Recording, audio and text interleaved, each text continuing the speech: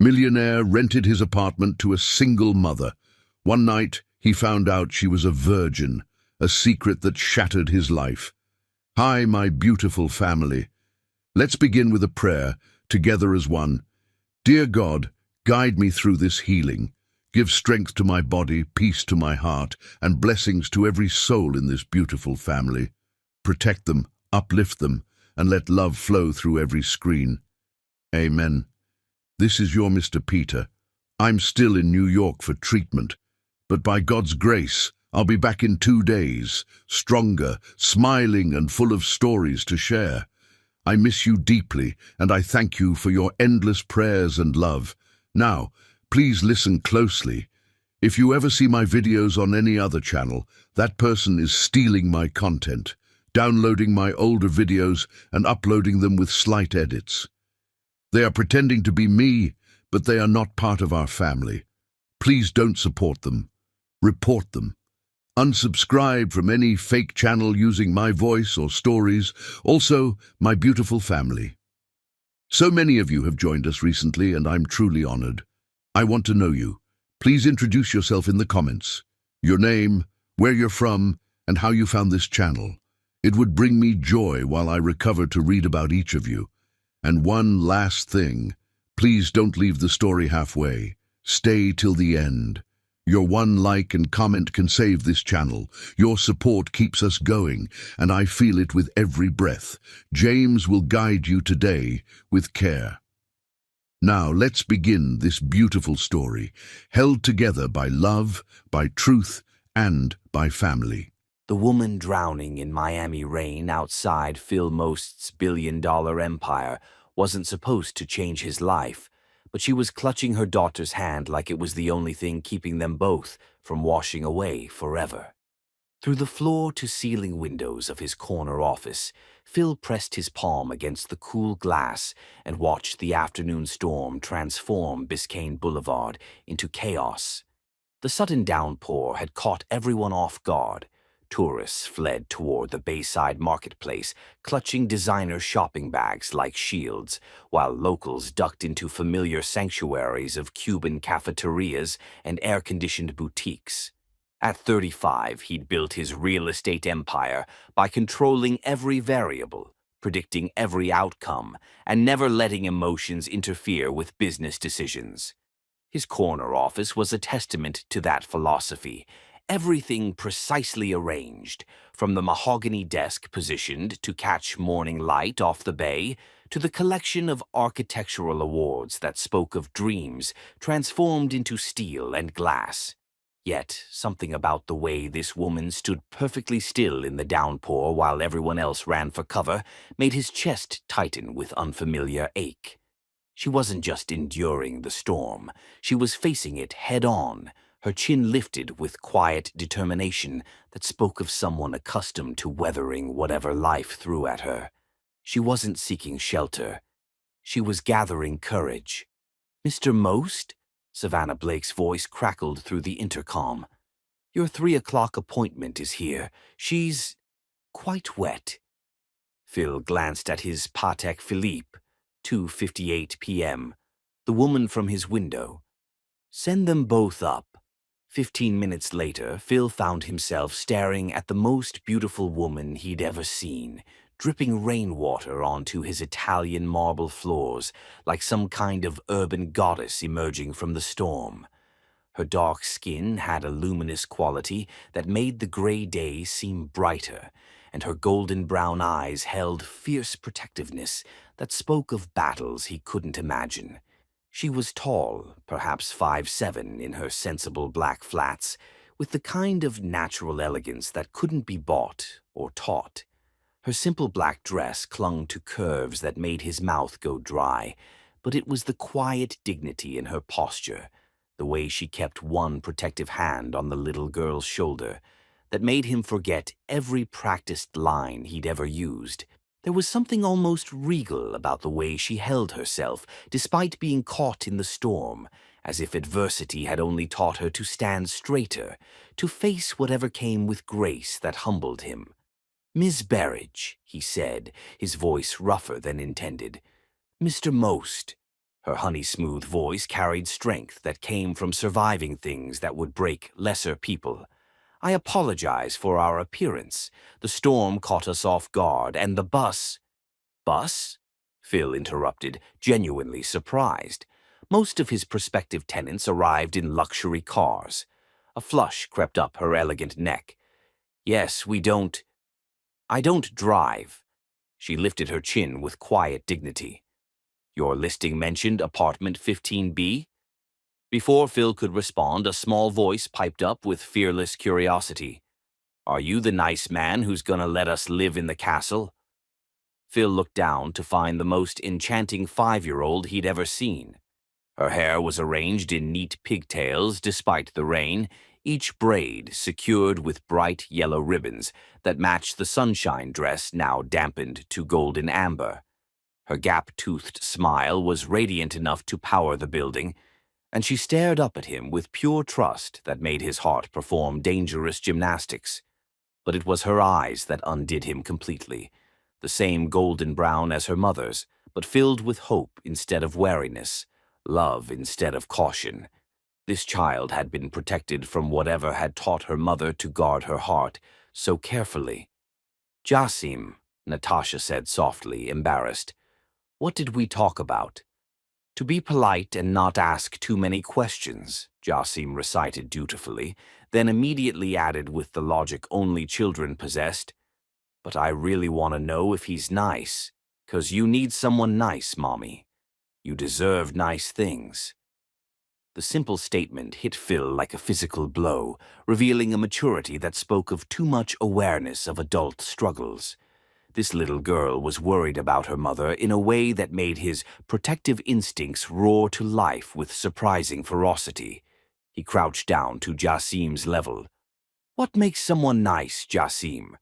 She considered this with gravity only children possessed. "Well, they should make Mommy smile instead of worry, and they should have good snacks, and maybe they should know how to fix things when they break, and they shouldn't make promises they can't keep." "Those are very wise requirements," Phil told her seriously. "I think I might qualify." As they rode the elevator to the 15th floor, Phil found himself stealing glances at Natasha's profile.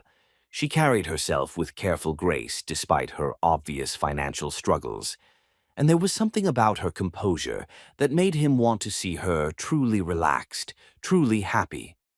"Morrison Financial," Phil said, remembering her employment information. "Impressive company." "I'm just an analyst," Natasha replied quickly. "Nothing fancy." Nothing fancy. This woman possessed more natural elegance than every society princess he'd ever dated combined. When he opened the door to 15B, both mother and daughter stepped inside with reverence usually reserved for cathedrals. The apartment was one of his favorites, panoramic views of Biscayne Bay, thoughtful details like the reading nook by the master bedroom window where parents could read to their children. "Oh," Natasha breathed, her professional mask slipping to reveal wonder. Jasim was already spinning in circles. "Mommy, look, I can see the water, and there's so much space for my books." Phil watched Natasha's face as she took in the gleaming kitchen, the hardwood floors that caught the stormlight, the balcony overlooking the bay. He saw the moment she fell in love with the space, followed by the careful shuddering as reality intruded. "It's beautiful, Mr. Most, but I should ask about the rent." $2,500 a month, Phil said. "That includes utilities, parking, and building amenities." She reached into her purse and pulled out an envelope. "I brought first month's rent and security deposit. Cash, as specified." Phil accepted the envelope, surprised by its weight. This wasn't family money. This was someone who had saved every dollar for months. The bills were mostly 20s and 50s, worn soft from circulation. "There's also a background check fee, $150. For just a heartbeat, he saw a panic flicker in those golden brown eyes before she composed herself. "Of course, I can have that to you by—" "Actually, I'll waive it," Phil heard himself say. "Consider it a welcome gesture." Natasha's eyes searched his face suspiciously. That's very generous, but I don't accept charity. It's not charity, Phil said firmly. It's good business. I can tell you'll take excellent care of the place. As they finished the tour, Phil found himself pointing out features he'd already mentioned, asking questions he didn't need answers to. When Jassim discovered the balcony and pressed her nose to the glass door, Natasha moved to stand beside him, and he caught a hint of vanilla that made his head spin. She likes it here, Natasha said quietly. What about her mother? Phil asked, the words escaping before he could stop them. Natasha looked up at him, and for a moment her walls crumbled enough for him to glimpse the hope she was afraid to acknowledge. Her mother thinks it might be perfect. Then it's yours, Phil said without hesitation. I'll have Savannah draw up the lease tonight. Just like that. Just like that. As they prepared to leave, Jassim tugged on Phil's suit jacket. Mr. Nice Man, will we see you again? Phil looked down at this remarkable little girl, then up at her equally remarkable mother, whose golden brown eyes held gratitude mixed with wariness. I think that's very likely, Jassim. 2 hours later, Phil stood in his penthouse apartment, watching Natasha and Jassim wait at the bus stop in the still drizzling rain. Every instinct screamed at him to call his driver, but something told him Natasha Berridge wasn't the kind of woman who accepted help easily. As their bus pulled away and disappeared into Miami traffic, Phil found himself reaching for his phone, then stopping. For the first time in his carefully controlled life, he was completely off script, and the woman responsible was about to become his tenant. The woman with golden brown eyes and quiet dignity. The woman whose 5-year-old daughter had asked if he was nice, and somehow made him want to be worthy of the title.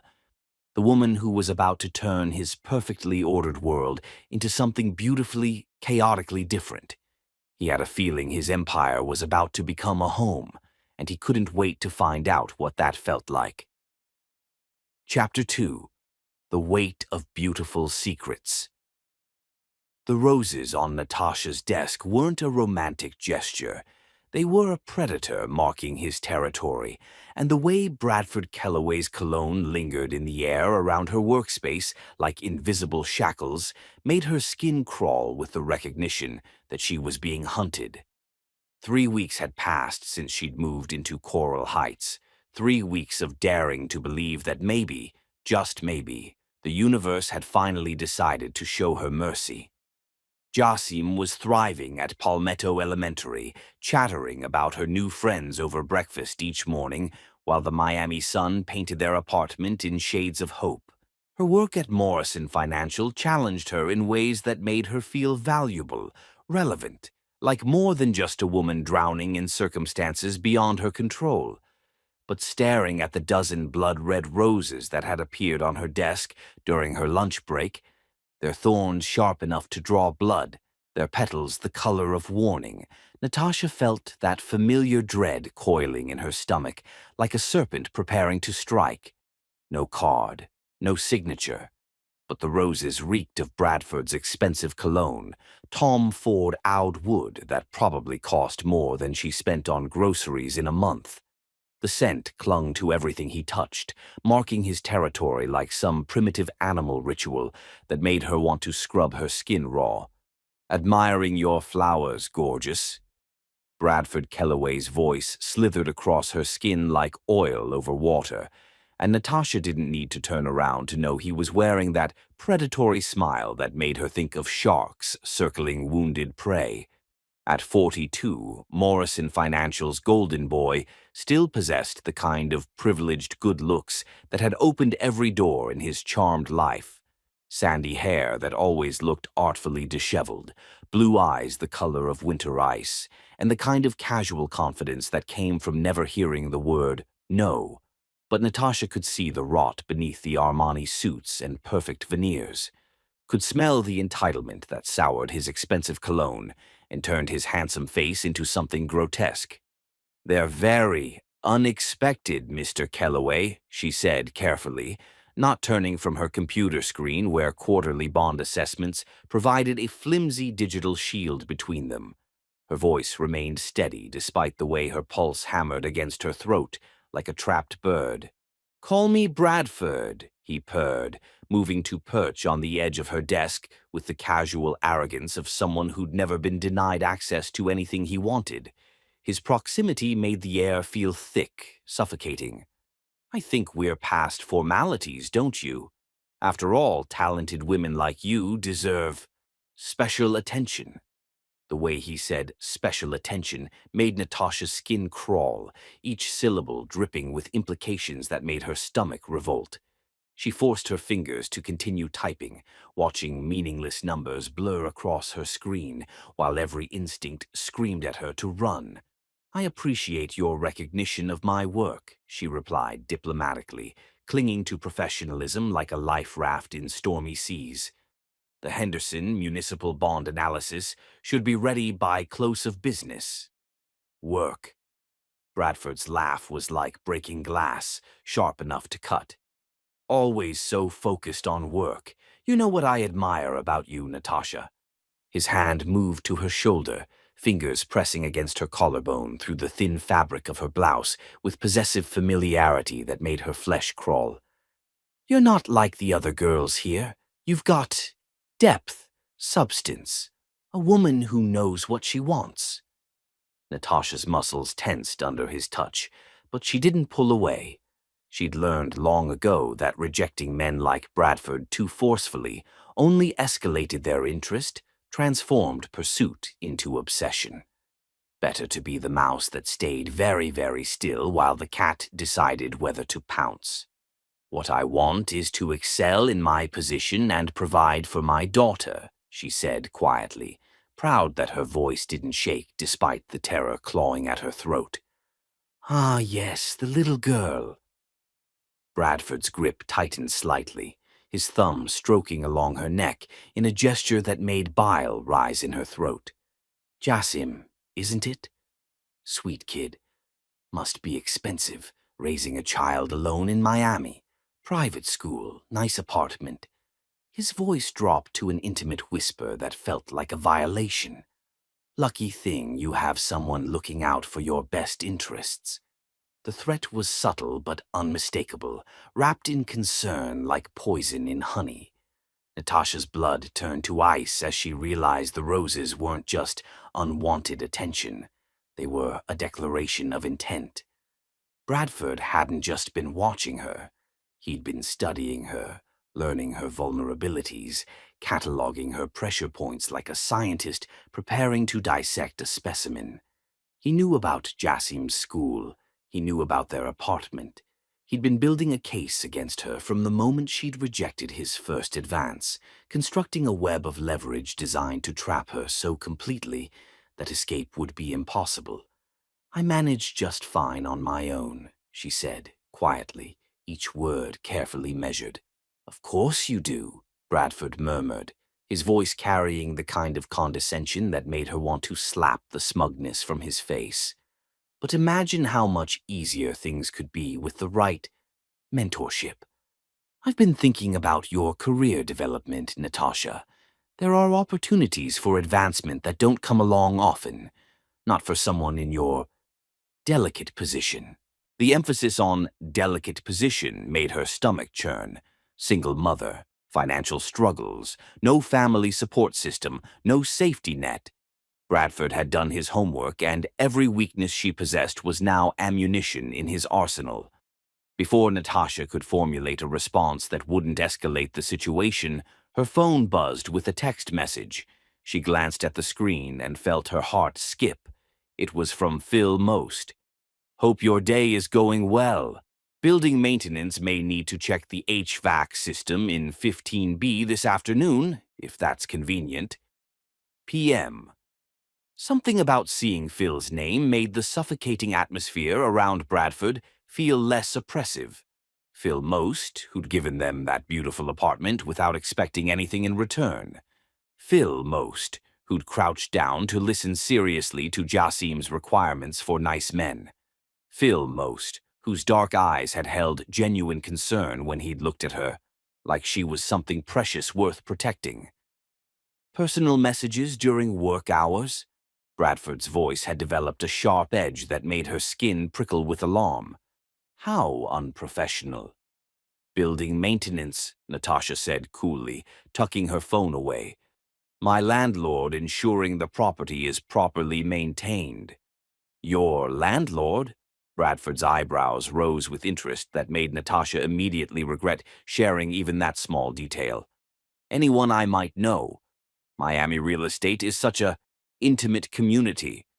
I doubt it, Natasha lied smoothly, every instinct screaming at her to protect Phil's name from Bradford's toxic interest. Bradford studied her face for a long moment, his pale blue eyes cataloging every micro-expression like data to be analyzed later. Finally, he stood with fluid grace, smoothing his tie with the kind of casual arrogance that spoke of absolute confidence in his eventual victory. Well, we should finish this conversation somewhere more. Private, he said, the words feeling like spider silk wrapping around her throat. My office, perhaps. Say 6 o'clock, after most of the staff has gone home for the evening. It wasn't a request. It was a summons wrapped in the illusion of choice. I have to pick up my daughter from after-school care by 6, Natasha said, grasping for any excuse that might save her from being alone with him. 7, then. Bradford's smile was sharp enough to cut glass. I'm sure you can arrange alternate childcare for one evening. Consider it mandatory professional development. He walked away before she could respond, leaving behind the cloying scent of his cologne and the oppressive weight of his expectations. Natasha stared at the roses, those beautiful, terrible symbols of his intention, and felt the walls of her carefully constructed new life beginning to crumble around her. Her hands were shaking as she reached for her phone. 4 floors above Morrison Financial, Phil Most was attempting to focus on acquisition reports when Savannah appeared in his doorway wearing an expression he'd learned to recognize as trouble approaching from the east. Sir? Her voice carried the kind of careful neutrality that meant she was about to deliver news he wouldn't like. You asked me to let you know if anything seemed concerning about our new tenant in 15B? Phil's attention snapped from his computer screen to his assistant's worried face with the focus of a laser beam. What kind of concerning? She called about maintenance access for this afternoon, Savannah said carefully, choosing her words like stepping stones across dangerous water. Perfectly normal request, except... She paused, her southern upbringing making her reluctant to speak ill without concrete evidence. She sounded scared, Mr. Most, not inconvenienced or annoyed like most tenants would be about unexpected maintenance. Scared. Phil was on his feet before Savannah finished speaking, his expensive Italian leather chair spinning behind him like a discarded thought. Scared how? Like someone who's trying very hard to sound normal when nothing about their situation is normal. Savannah's voice carried the intuitive understanding of a woman who recognized another woman in distress. She asked 3 times if you would be conducting the inspection personally, sir, with emphasis on personally. And I assured her that you would handle it yourself, but Savannah's expression darkened with concern. Why would a tenant specifically need to know that unless they're worried about who else might show up? Unless they need to be certain they'll be safe. Phil grabbed his suit jacket, his mind already racing through possibilities he didn't like, scenarios that made his protective instincts roar to life like sleeping dragons awakened by the scent of smoke. Cancel my 4 o'clock, he said grimly. Already done, sir. Savannah's efficiency was one of the many reasons he'd doubled her salary over the years. And Mr. Most? Trust your instincts on this one. At exactly 4:15 p.m., Phil stood outside apartment 15B, listening to the sound of muffled crying through the solid wood door. Not the dramatic sobbing of someone seeking attention, but the quiet, heartbroken weeping of someone trying desperately not to be heard, trying not to burden the world with their pain. The sound hit him like a physical blow, triggering protective instincts he hadn't known he possessed. He knocked gently, carefully. "Miss Barrage, it's Phil Most." The crying stopped abruptly, followed by the sound of rapid movement, running water, hurried footsteps, the rustle of tissues, and the quick application of makeup designed to hide evidence of tears. When the door opened 2 minutes later, Natasha had clearly tried to repair the damage, but her golden brown eyes were still red-rimmed and her hands trembled slightly as she smoothed her hair. "Mr. Most," she said with forced brightness that didn't fool him for a second. "Thank you for coming personally. I know you must be terribly busy with more important matters." "Are you all right?" Phil asked quietly, studying her face with growing concern. There were shadows under her eyes that hadn't been there 3 weeks ago, and something fragile in her posture that made him want to wrap her in protective arms and demand to know who had hurt her. Of course. The lie was automatic, practiced, polished smooth by repetition. "Just a long day at work. You know how it is in the corporate world." Phil didn't know how it was, actually. He'd built his empire specifically, so he'd never have to know what it felt like to be powerless, vulnerable, or afraid in a professional setting. But looking at Natasha's carefully constructed mask, he found himself wanting to tear down whatever was threatening her with his bare hands. "Where's Jasim?" "After-school program until 6, Natasha said, stepping aside to let him enter. "She's learning to swim in their pool. She absolutely loves it. Keeps talking about being a mermaid when she grows up." Phil nodded, making a mental note to ask about the swimming program later, but his attention was caught by the subtle changes in the apartment. Natasha had transformed the space into something that whispered of home. A colorful throw blanket draped over the sofa. Jasim's artwork arranged on the refrigerator with the precision of a museum curator. Fresh flowers in a simple glass vase that made his expensive designer furniture look ostentatious by comparison. "You've made this place beautiful," he said honestly, meaning every word. For the first time since he'd arrived, Natasha's smile reached her eyes.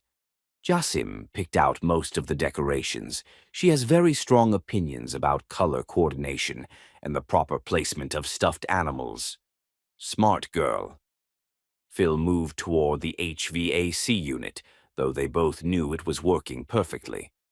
"How's the new job treating you?" "Morrison Financial has quite the reputation in Miami." The question was casual, conversational, but Phil watched her carefully from the corner of his eye. Natasha's shoulders tensed almost imperceptibly, and when she spoke, her voice carried that same forced brightness that had greeted him at the door. "It's challenging," she said carefully, the words chosen with the precision of someone navigating a minefield. "Lots of opportunities for professional growth and development." There it was, that carefully neutral phrasing that set every alarm bell in his head, clanging like church bells on Sunday morning. Someone was making Natasha Barrage feel unsafe in her workplace, and Phil was going to find out who. "Good," he said mildly, making a show of checking perfectly functioning vents while his mind catalogued every micro-expression, every careful word choice, every sign that the woman he was rapidly falling for was in trouble. "You deserve opportunities that match your considerable talents." When he turned back to face her, Natasha was staring at him with an expression caught between gratitude and confusion, as if kindness was so foreign she didn't quite know how to receive it without suspicion. "Thank you," she said softly, her voice thick with emotion she was trying hard to suppress. "For saying that. For everything, really." Phil stepped closer, close enough to catch that hint of vanilla that seemed to follow her everywhere, close enough to see the golden flecks in her eyes that made him think of sunrise over Biscayne Bay. "Natasha?" His voice was gentle, careful, the tone he might use with a wounded animal. "Yes." If you ever need anything, anything at all, you have my direct number. Day or night, weekends, holidays. It doesn't matter what time it is or how trivial it might seem. If you need help, you call me." Their eyes held for a moment that stretched too long and not long enough, and Phil found himself drowning in the depth of emotion he saw there. Gratitude and fear, and something that might have been hope if she dared to let herself believe in it. "I should go," he said reluctantly, though every instinct screamed at him to stay, to keep her talking until she told him what was wrong, to plant himself between her and whatever was causing those shadows under her eyes. "But the HVAC system is working perfectly. No problems at all." As he reached the door, Natasha's voice stopped him. "Mr. Most? Phil?" He turned back. "Thank you for checking personally. It It means more than you know." Phil walked back to his elevator with Natasha's haunted expression burned into his memory and a growing certainty that someone was going to pay for putting fear in those beautiful eyes. The Miami afternoon was painting itself in shades of amber and gold, and the city sprawled beneath him like a jewel-toned promise. This was his kingdom, the empire he'd built from nothing but ambition and an unshakable belief that he could create something better than what he'd been given. But looking back toward the windows of 15B, where Natasha was probably still trying to convince herself that everything was fine, Phil realized that his empire meant nothing if he couldn't protect the people who mattered. And Natasha Berridge, with her quiet dignity and fierce love for her daughter, her golden brown eyes and vanilla scent, had somehow become the person who mattered most. He just had to figure out who was threatening her. And when he did, they were going to learn what happened when someone made the mistake of targeting Phil Most's family. Chapter 3. Thunder Before the Storm. Bradford Kellaway's hands were on Natasha before she could scream, and in that terrifying moment she realized that every woman who'd whispered warnings about him had been trying to save her life. "Finally alone," he breathed against her neck, trapping her between his body and the conference room door he'd just locked. The Morrison financial offices were empty except for security and cleaning crew, exactly as Bradford had planned when he'd insisted on this mandatory performance review. The conference room felt like a trap, its windows offering views of Miami's skyline that might as well have been another planet. The polished table reflected dim lighting like a dark mirror, and leather chairs stood like silent witnesses to Bradford's intentions. "Mr. Kellaway, please." Natasha tried to twist away, but his grip tightened with bruising force. "Bradford," he corrected, voice thick with entitlement. His breath carried traces of expensive scotch, liquid courage for what he'd been planning. "We're past formalities now, sweetheart." Natasha's mind raced through escape routes. Security was too far away. Her phone was across the room, Bradford's body pressed against hers with predatory intent that made her stomach revolt. "You don't understand," she said desperately. "I have a daughter. She's waiting for me." "Jassim," Bradford said with casual cruelty that made Natasha's blood freeze in her veins, each word precisely calculated for maximum psychological damage. 5 years old, attends Palmetto Elementary's extended day program until 7 p.m. sharp. Bright little thing from what I hear. Loves to draw pictures of families. Asked her teacher just last week why some kids have daddies and others don't. Room 15, B at Coral Heights. Corner unit with the bay view. Quite the upgrade from wherever you were living before. The threat was crystal clear, delivered with the kind of smile that belonged in horror movies.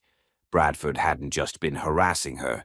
He'd been watching them, studying their routines with the methodical patience of a predator who understood that knowledge was power. He knew Jassim's schedule, their address, probably even her daughter's favorite teacher's name. He'd been building a psychological profile designed to identify every pressure point, every vulnerability, every weakness he could exploit to ensure Natasha's complete capitulation. Please, she whispered, hating herself for begging, but knowing she'd do anything for Jassim's safety. Don't involve her in this. That's entirely up to you, Bradford murmured, tracing her cheek with mock tenderness. Be smart, Natasha. You're a single mother with no support system, working in a field where my recommendations carry weight. Do you really want to make this difficult?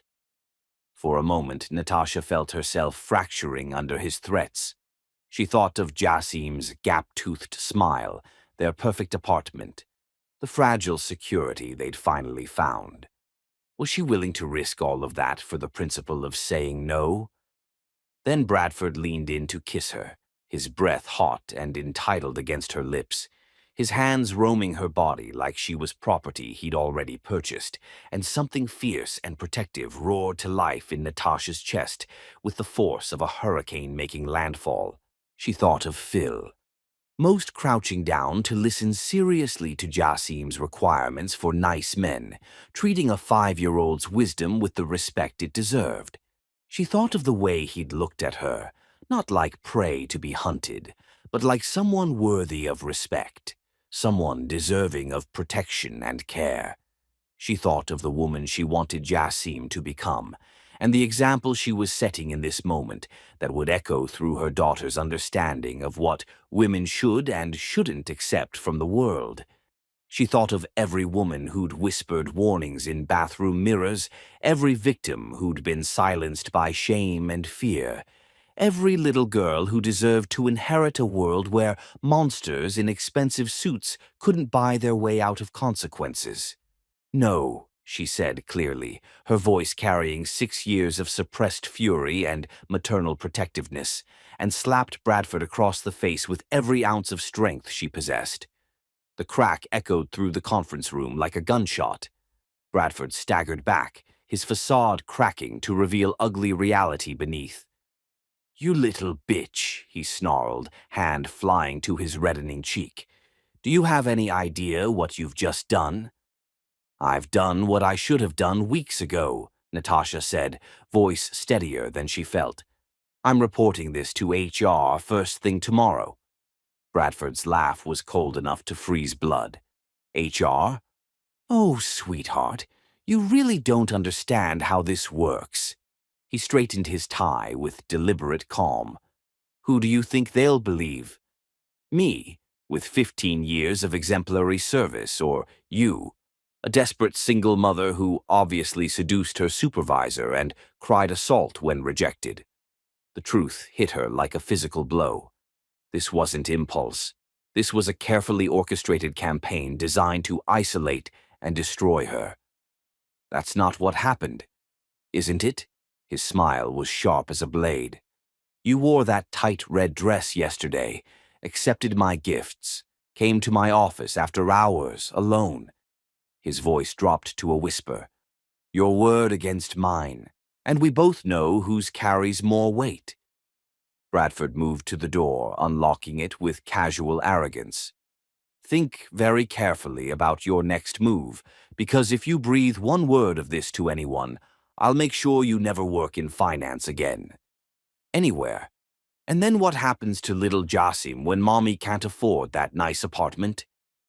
3 hours later, Natasha sat on her bathroom floor, holding Jassim while they both cried, and she wondered how she'd ever believed they could escape powerlessness.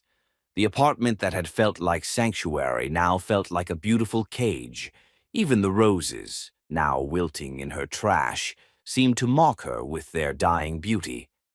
"Mommy, why are you sad?" Jassim asked, small hands patting Natasha's wet cheeks.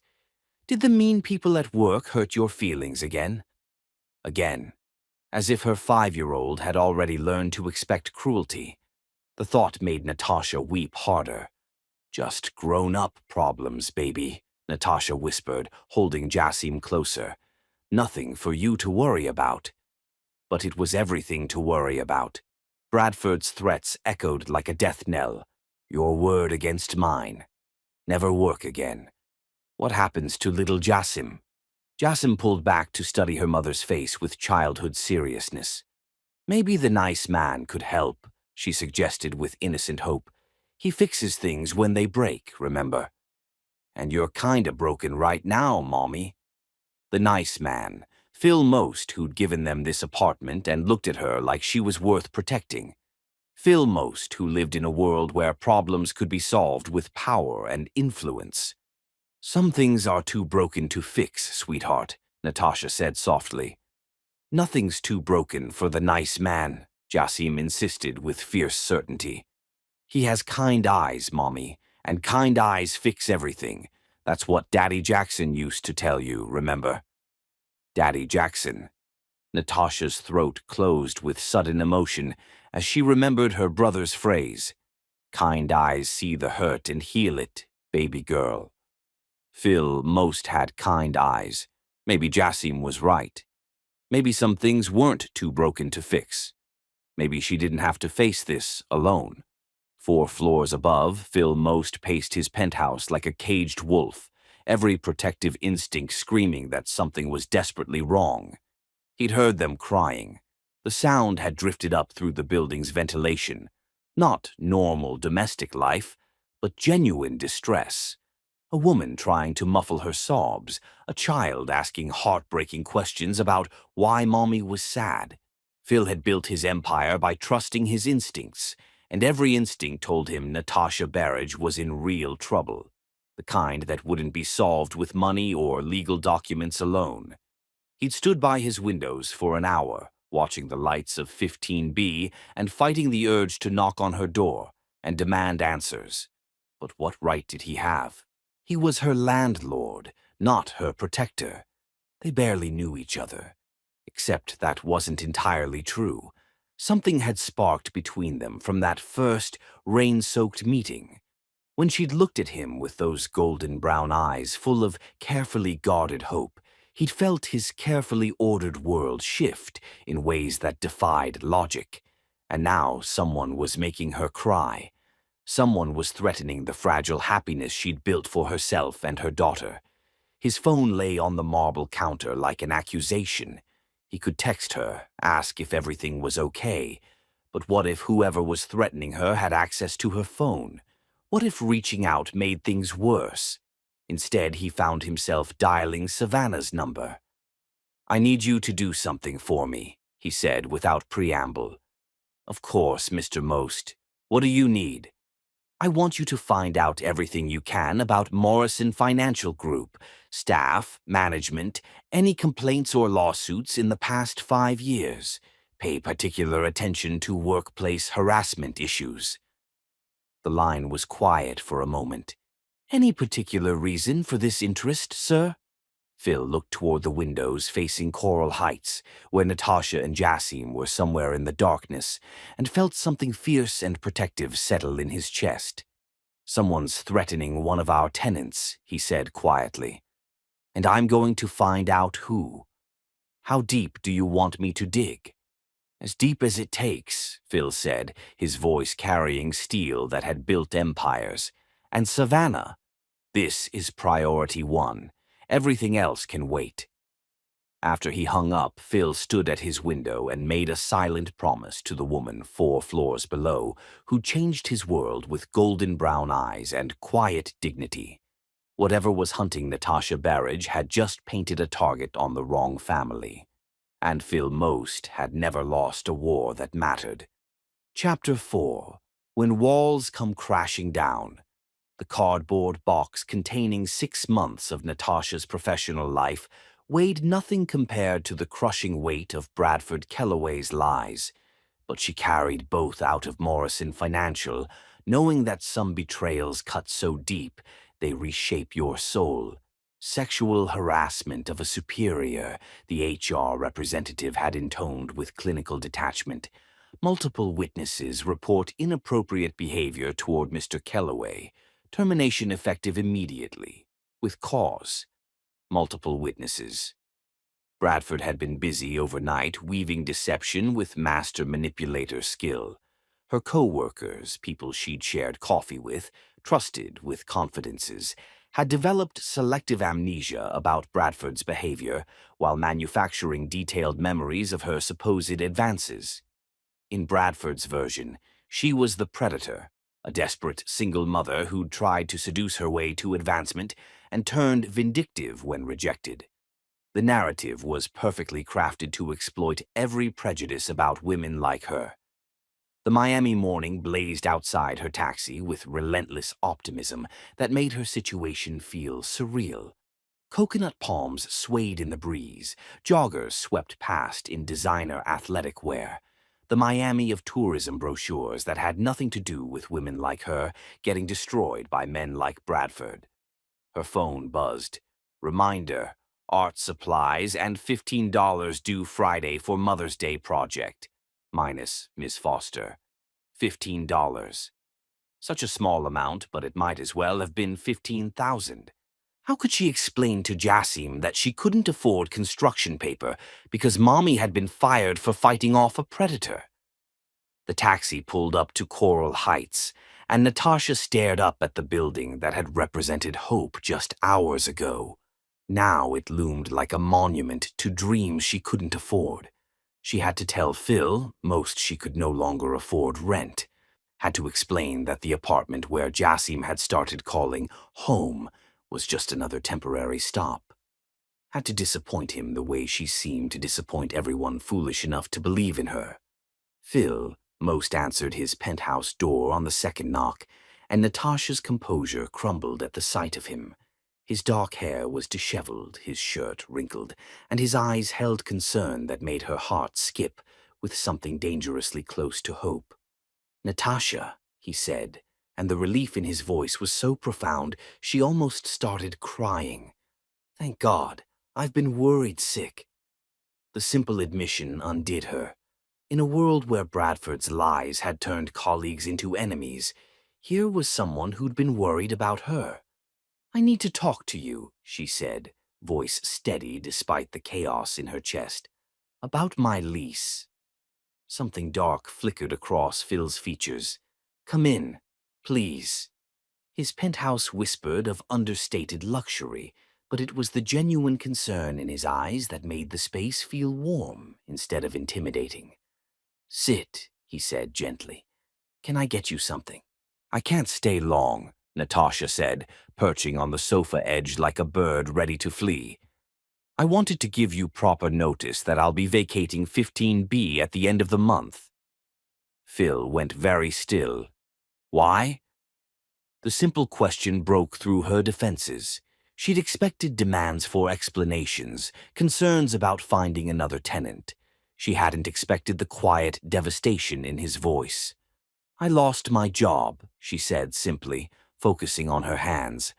"I can't afford rent anymore." What happened? And suddenly, without knowing how, the whole horrible story poured out. Bradford's harassment, the escalating threats, the trap in the conference room, and finally the twisted accusations that had destroyed her reputation in one stroke. She told him about the roses that had been warnings, about colleagues who developed selective amnesia, about the system designed to protect predators and destroy victims. "He made it look like I was the aggressor," she finished, voice hollow. "Said I was trying to seduce him for advancement. By the time HR finished investigating, I was a predator and he was the victim." Phil had gone absolutely motionless during her recitation, jaw clenched so tightly she could see muscles jumping beneath his skin. When she finished, the silence crackled with dangerous energy. "His name," Phil said, voice deadly quiet. "I want his full name." "Phil, you can't—" "His name." The words carried authority that had built empires and destroyed competitors. "Bradford Kellaway," she whispered, and watched something dark and predatory settle in Phil's expression. "Good," he said with satisfaction that made her shiver. "Now we're going to fix this." Natasha shook her head desperately. "You don't understand. It's done. He destroyed my reputation, my references. No one will hire someone accused of sexual harassment. I have to start over somewhere else." "No," Phil said with absolute certainty. "You don't. Phil, do you trust me?" The question stopped her mid-protest. Did she trust him? This man who'd waived fees for a stranger, who'd given them the most beautiful home they'd ever known, who was looking at her now like she was worth fighting wars for. "I barely know you," she said honestly, "but do you trust me?" Natasha looked into his dark eyes and saw something that made her breath catch. Not pity or charity, but genuine caring. The kind of protective instinct she'd only dreamed of inspiring. "Yes," she whispered, "I trust you." "Then don't give up your apartment. Don't uproot Jassim again. Let me handle Bradford Kellaway. You can't just—" "Natasha," Phil interrupted gently, moving to sit beside her. "Do you know what I do for a living?" She blinked at the unexpected question. "Real estate development. Among other things." His smile was sharp enough to cut glass. "I also happen to be a silent investor in Morrison Financial Group." The words hit her like a physical blow. "What?" "I've been a silent investor for 3 years," Phil said calmly. "Which means I have access to personnel files, security footage, and the authority to launch full investigations into employee conduct." Natasha stared in shock. You're Bradford's boss." "Several levels removed, but yes."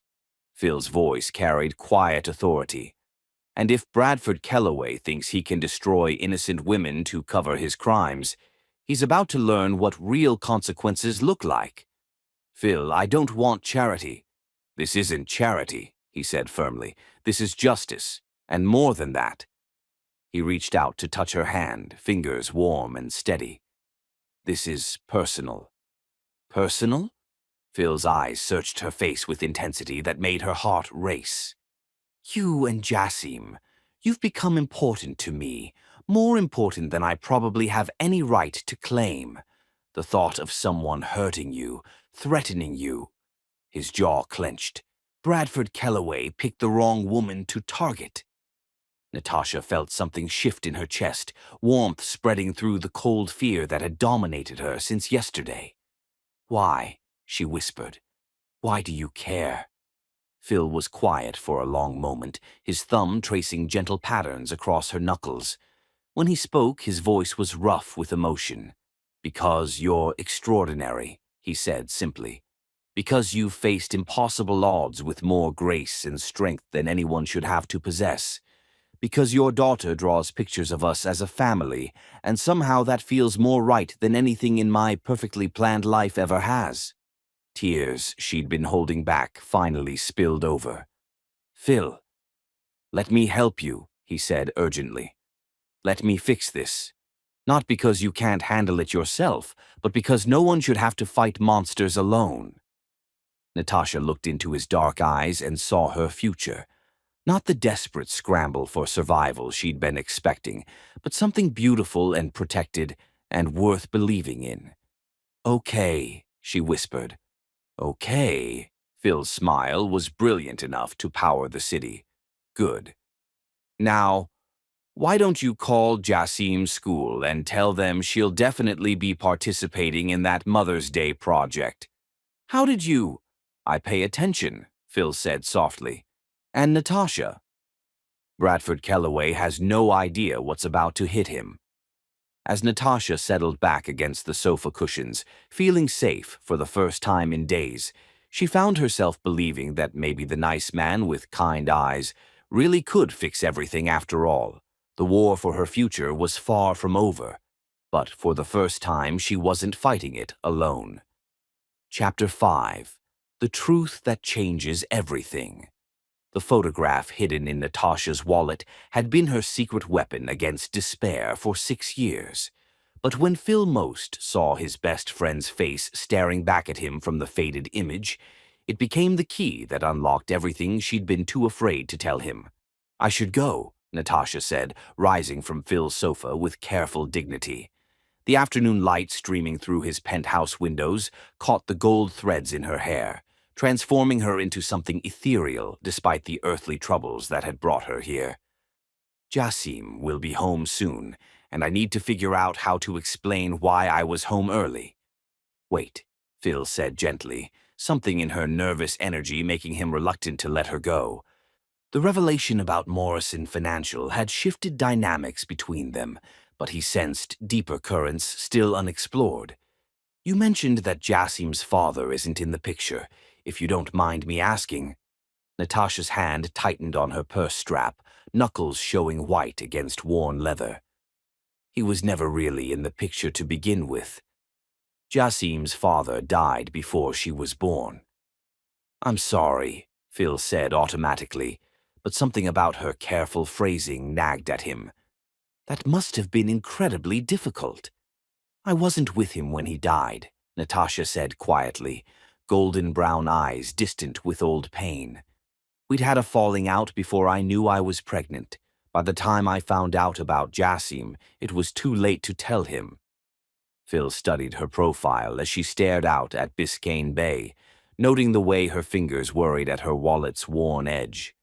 What was his name? He asked softly. Natasha was quiet for so long, Phil thought she wouldn't answer. When she finally spoke, her voice was barely above a whisper. Jackson Barrage. The name hit Phil like a physical blow, stealing breath from his lungs and making the world tilt sideways. Jackson Barrage, his college roommate, business partner, and closest friend. The man whose funeral he'd spoken at 6 years ago with tears streaming down his face. Jackson Barrage, Phil repeated slowly. Natasha's head snapped up, eyes wide with surprise. Did you know him? Phil stared at her, really looked at her for the first time since she'd mentioned the name. The elegant cheekbones that reminded him of someone he couldn't place, the way she carried herself with quiet pride that felt achingly familiar, the fierce protectiveness when it came to Jasim that echoed something from his past. And then it hit him like lightning illuminating a dark landscape. The graduation photo Jackson had carried in his wallet, a young woman in cap and gown, radiant with achievement. The way Jackson's voice had softened whenever he talked about his little sister who was going to change the world. The pride that had made Jackson's eyes shine when he'd shown off her scholarship letter, her dean's list certificates, her plans to revolutionize municipal finance. You're Tasha, Phil said with dawning realization that felt like the universe clicking into perfect alignment. Jackson's daughter, his brilliant little sister. He talked about you constantly, how proud he was when you got your finance degree, how you were going to show those stuffy old men in government finance how it should really be done. Natasha's face went pale. He talked about me? All the time, Phil said, voice thick with emotion as memories flooded back. Jackson at 21 showing off wallet photos. Jackson at 24 beaming with pride over Natasha's scholarship. Jackson at 26 worried sick about their fight and planning to drive to Tampa to make things right. A drive he'd never made because he died 3 days before he'd planned to leave. You were studying finance, Phil continued, pieces clicking into place. Planning to change the world one municipal bond at a time. He said you were the smartest person he'd ever known. Phil paused, throat tight. He also said you two had a fight before graduation. Something about him dating your roommate. Tears spilled down Natasha's cheeks. Monica, she whispered. I thought he was just using her, that he was going to hurt her. We said terrible things. I told him I never wanted to see him again. Phil's heart broke for the pain in her voice. He regretted that fight every day, Tasha. He used to say it was his biggest mistake, letting pride keep him from reaching out. I was pregnant, Natasha said brokenly, the words tumbling out like a dam bursting after years of holding back floodwaters. I found out 2 weeks after graduation. I sat in that little clinic bathroom staring at the test, and the first person I wanted to call was Jackson. I wanted to hear him say everything would be okay, that he'd help me figure out how to be a mother when I could barely take care of myself. She wiped her eyes with trembling hands, lost in the memory of that terrifying, lonely moment. I tried calling him, but his number was disconnected. I drove to his old apartment, but he'd moved. I was too proud to ask his friends where he'd gone, too hurt to keep chasing someone who obviously didn't want me in his life anymore. He changed his number because Monica kept calling, Phil said gently. The breakup was ugly, and he didn't want her having access. He never knew you'd tried to reach him. Phil remembered those months after graduation. Jackson throwing himself into work with manic intensity, starting the real estate ventures that would make them both wealthy. He'd dated sporadically, but never seriously, always saying he needed to fix things with his sister first. The car accident, Phil said suddenly. 6 years ago. You said Jasim's father died before she was born, but Jackson died when she was 6 months old. Natasha's composure cracked completely.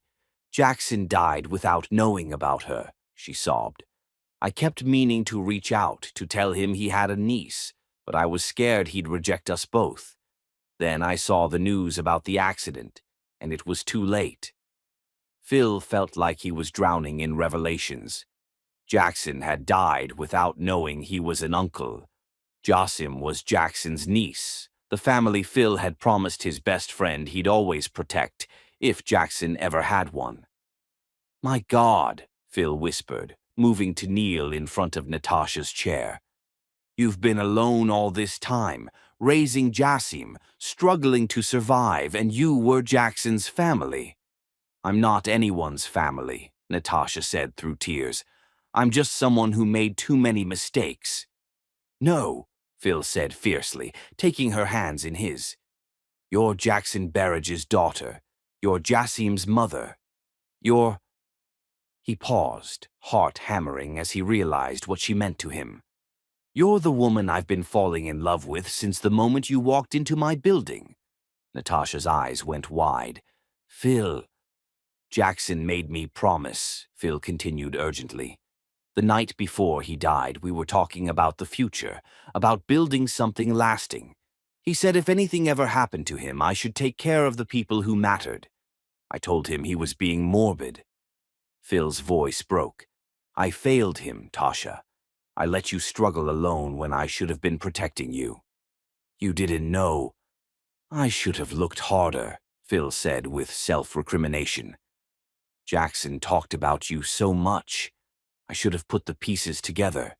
Your name, your age, the way you carry yourself. Natasha pulled her hands free to frame his face, touch gentle despite her tears. You can't blame yourself for not finding someone who didn't want to be found.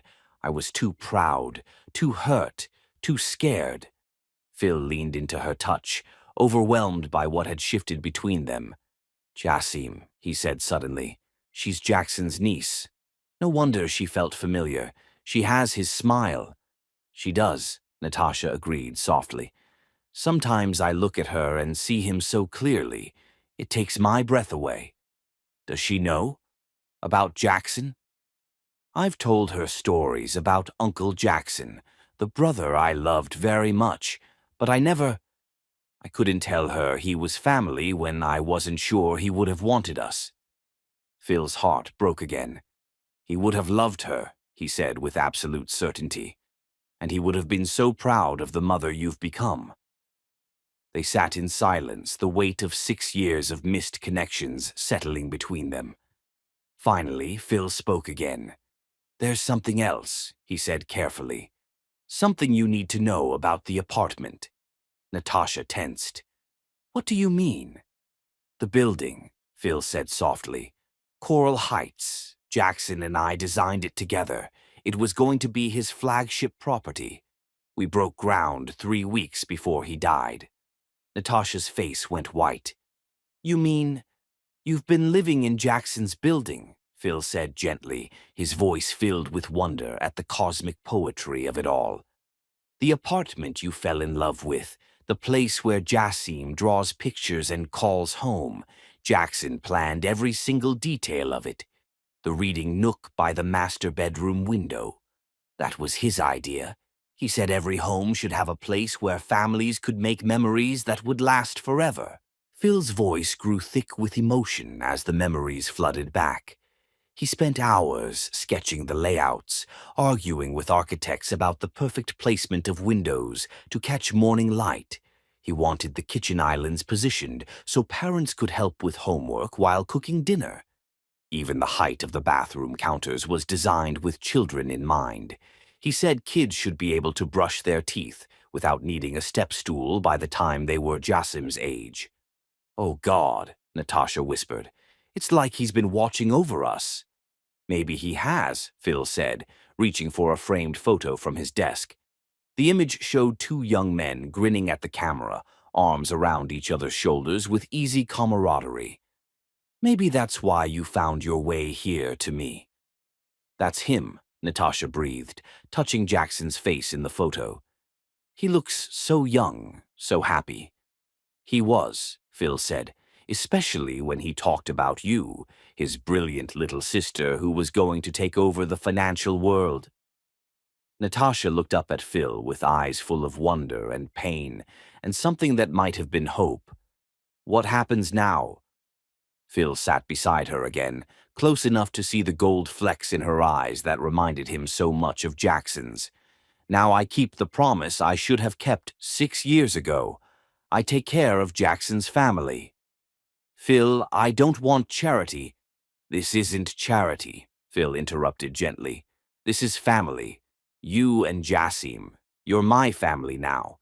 Not just because of Jackson, but because—" He cupped her face in his hands. "Because I love you, Tasha. I'm in love with you, and I want to spend the rest of my life making sure you never have to face anything alone again." "I love you too," she whispered, the words escaping before she could stop them. "I've been trying not to, but I love you too."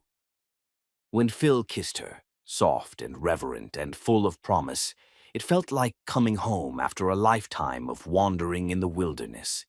It felt like Jackson's final gift, a love that had been waiting 6 years to unfold, guided by invisible hands that had brought them together when they were finally ready to heal each other's hearts. The kiss tasted of salt tears and new beginnings, of grief transformed into gratitude, and loneliness dissolved into belonging. When they finally broke apart, both breathing unsteadily, Phil rested his forehead against hers with infinite tenderness. And somewhere in the distance, carried on the Miami breeze, Natasha could have sworn she heard her brother's laughter, finally at peace. Chapter 6. Dangerous territory of the heart. Watching Phil. Most teach her daughter to ride a bicycle in the Coral Heights courtyard while Miami sunset painted the sky in rose and gold. Natasha realized that falling in love with him had been the easy part. Learning to accept that she deserved this happiness might destroy her. 3 weeks had passed since the revelation about Jackson. 3 weeks of Phil quietly dismantling Bradford Kellaway's lies while building something beautiful and terrifying with her and Jasim. He'd insisted she stay rent-free while he handled the situation.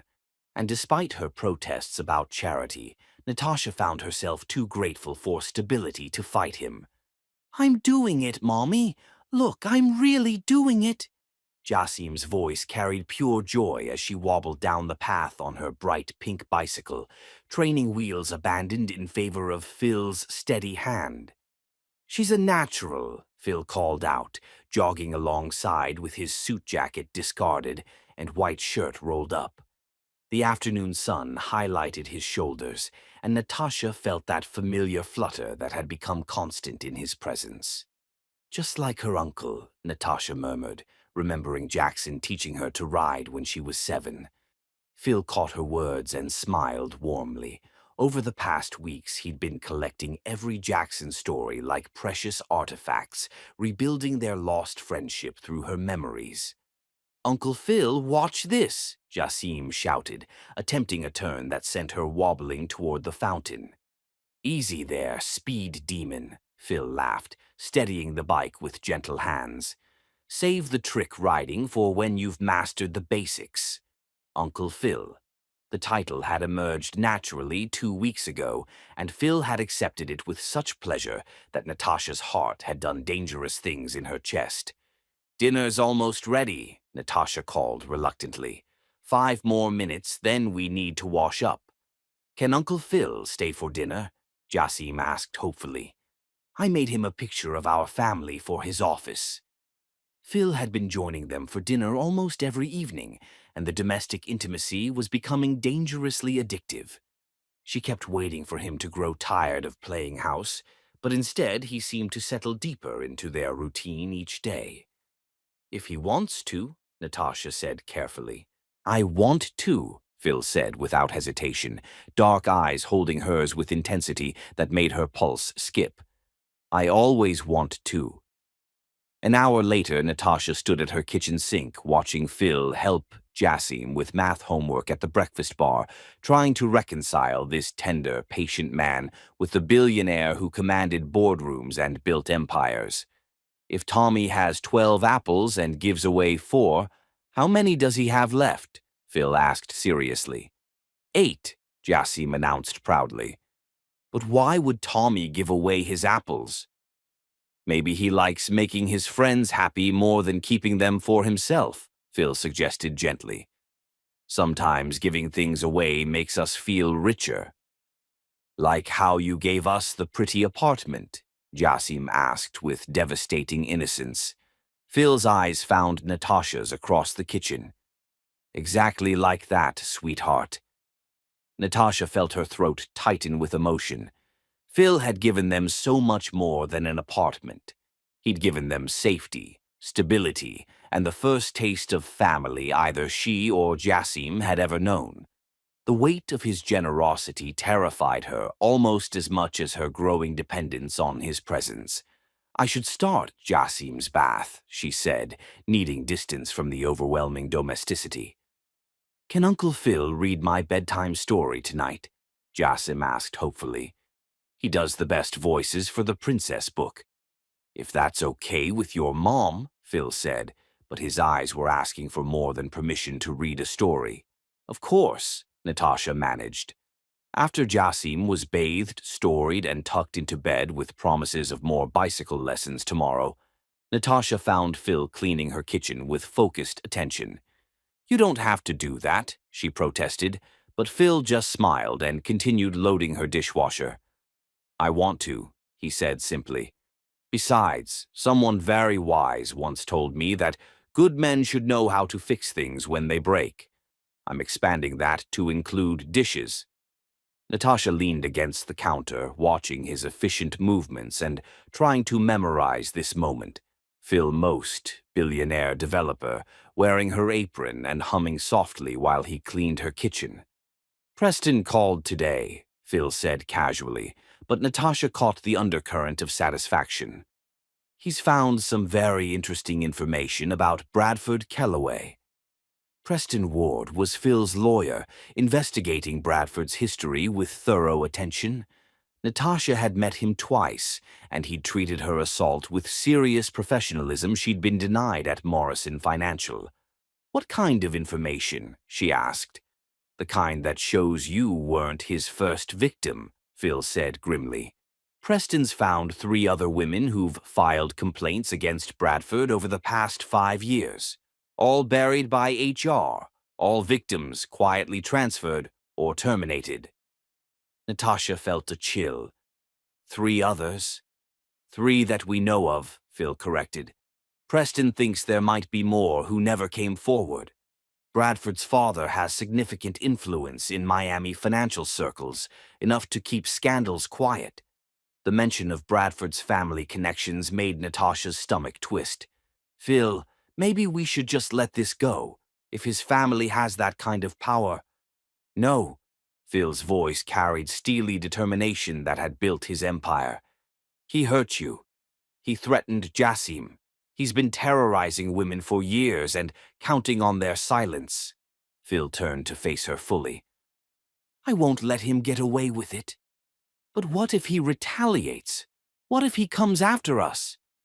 Phil crossed the kitchen in 2 strides, gently framing her face with hands that still smelled like dish soap. He can't touch you anymore, Tasha. You're under my protection now, and I have resources he can't match. "This isn't your fight," Natasha whispered, even as she leaned into his touch. "Yes, it is," Phil said fiercely. "You're mine to protect now, you and Jassim both. Jackson asked me to take care of his family, and I failed him once. I won't fail him again." The possessive certainty in his voice should have alarmed her, but instead it sent heat spiraling through her chest. When had she stopped being afraid of depending on someone? "I love you," she said suddenly, the words escaping without permission. Phil's smile was brilliant enough to power the building. "I love you too," he said, and kissed her with reverent passion that made her forget they were standing in her kitchen. When they finally broke apart, both breathing unsteadily, Phil rested his forehead against hers. "I want to court you properly," he said seriously. "Take you on real dates, bring you flowers, show you how a woman like you deserves to be treated." "Phil, I know the circumstances aren't ideal," he continued urgently. "I know this all happened fast, and I know you're still recovering from what Bradford put you through. But I want you to know my intentions are honorable. I want forever with you, Tasha. Marriage, more children if you want them, growing old together in the building Jackson designed for families like ours."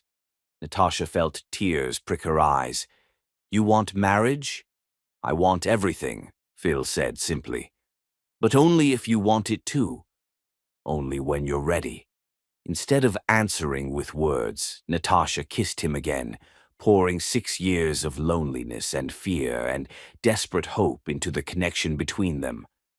When Phil responded with matching intensity, lifting her onto the counter and stepping between her knees, she felt something fundamental shift in her chest.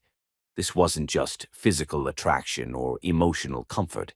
This was coming home to a man who saw her struggles and chose to stay anyway. This was the kind of love Jackson would have wanted for her, protective but not possessive, generous but not patronizing. "I want it too," she whispered against his lips. "All of it, with you." Phil's smile was so radiant it took her breath away. "Good," he said, pressing soft kisses along her jawline. "Because I was hoping you'd say that." "When?" she asked, surprising herself with the question. Phil pulled back to look at her, eyes bright with something that might have been mischief. "Actually," he said carefully, "there's something I should tell you, something I've been carrying around for 2 weeks." "What kind of something?" "The kind that involves adoption papers for Jassim," Phil said gently, watching her face. "If you're willing, I'd like to legally become her father. Make our family official in the eyes of the law." Natasha felt the world tilt with the magnitude of what he was offering. "Phil, I know it's a big step," he continued urgently. "But Tasha, that little girl has been mine from the moment she asked if I was the nice man. I want to be her father in every way possible." "She would love that," Natasha whispered, voice thick with tears. "She asks me almost every day if you're going to stay forever." "What do you tell her?" "I tell her that love makes people want to stay," Natasha said softly. "That when someone really loves you, they don't just disappear." Phil's expression was so tender it made her chest ache. "Smart answer." "What do you tell yourself?" Natasha was quiet for a moment, then smiled with radiance that felt like sunrise. "I tell myself that maybe I finally found my way home." "Not an ending," Phil corrected, spinning her around until she laughed with pure joy. "A beginning. The best kind of beginning." As Miami sparkled below them in the gathering twilight, Phil held the woman he loved and thought about the future they were building together. Bradford Kellaway would face justice. Jassim would have a father who adored her, and Natasha would finally have the security and love she'd been searching for her entire life. It was going to be perfect. Chapter 7: Past Demons and Present Desires. The manila folder Preston Ward placed on Phil's desk contained enough evidence to destroy Bradford Kellaway's life 10 times over. But looking at the photographs of his other victims, Phil wanted to destroy the man himself, with methods that had nothing to do with courtrooms. 4 women total, Preston said, his usually calm voice tight with controlled anger. Sarah Mitchell, 2019, harassed for 6 months, then transferred to Atlanta when she threatened to go public. Brooklyn Pierce, 2020, terminated for performance issues 3 days after filing a complaint. Madison Hayes, 2022, forced to sign an NDA and accept a settlement to avoid what HR termed further complications. Preston paused, jaw clenched with professional fury. And now Natasha. But this time Bradford picked the wrong woman to target. Phil studied the photographs of Bradford's victims, each woman young, beautiful, and clearly vulnerable in some way that had made her easy prey. His hands tightened on the file until his knuckles went white. The pattern is unmistakable, Preston continued, pulling out a timeline that looked like a psychological profile. Bradford specifically targets single mothers or women with financial struggles, anyone who can't afford extended legal battles. His father's political connections have kept everything quiet, but we have enough evidence now to bury him. Good, Phil said with deadly calm. I want him arrested today. I want him perp walked out of Morrison Financial in handcuffs while local news cameras roll. Phil, Natasha's voice from the doorway made both men turn.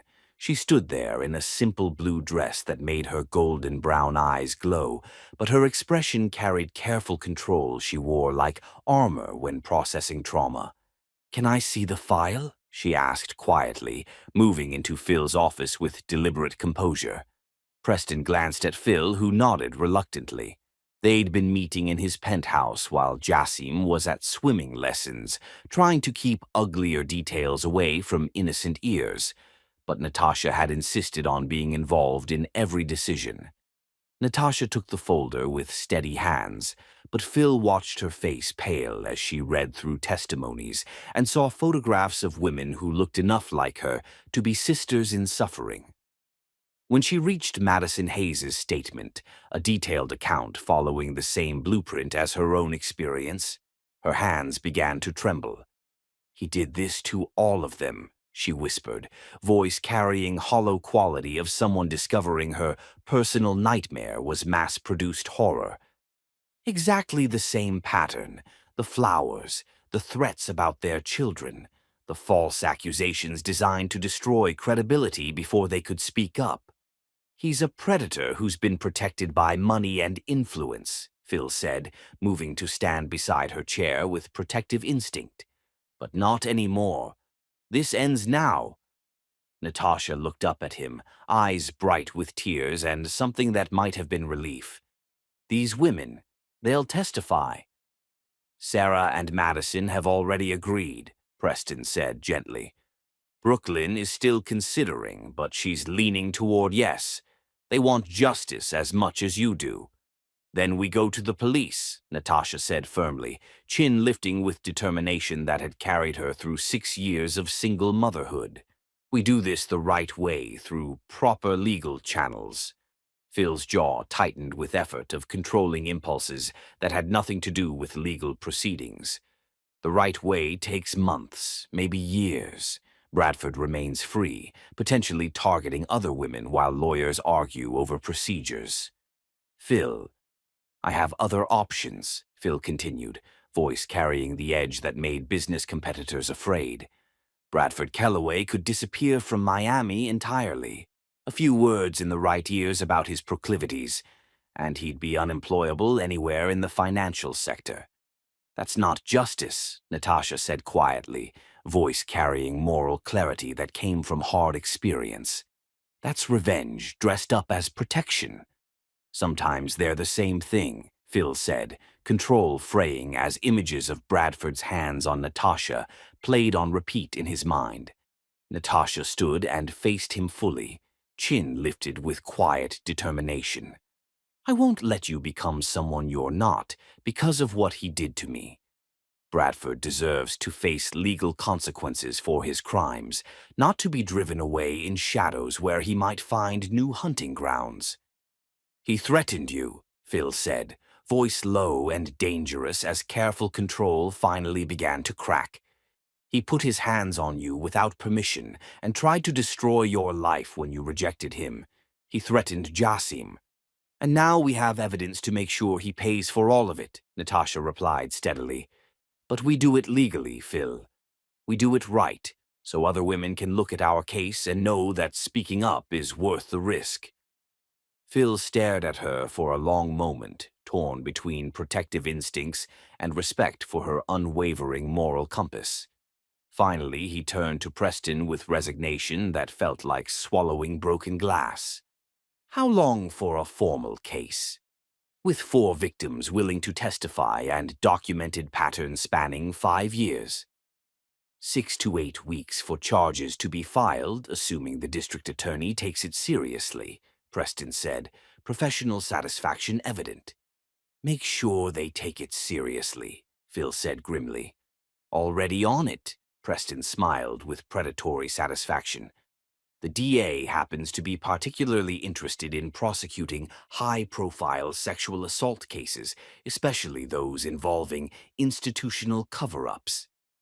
After Preston left with promises to have arrest warrants ready within the week, Phil found Natasha on his balcony overlooking Biscayne Bay, arms wrapped around herself despite the warm Miami afternoon. Regrets? He asked quietly.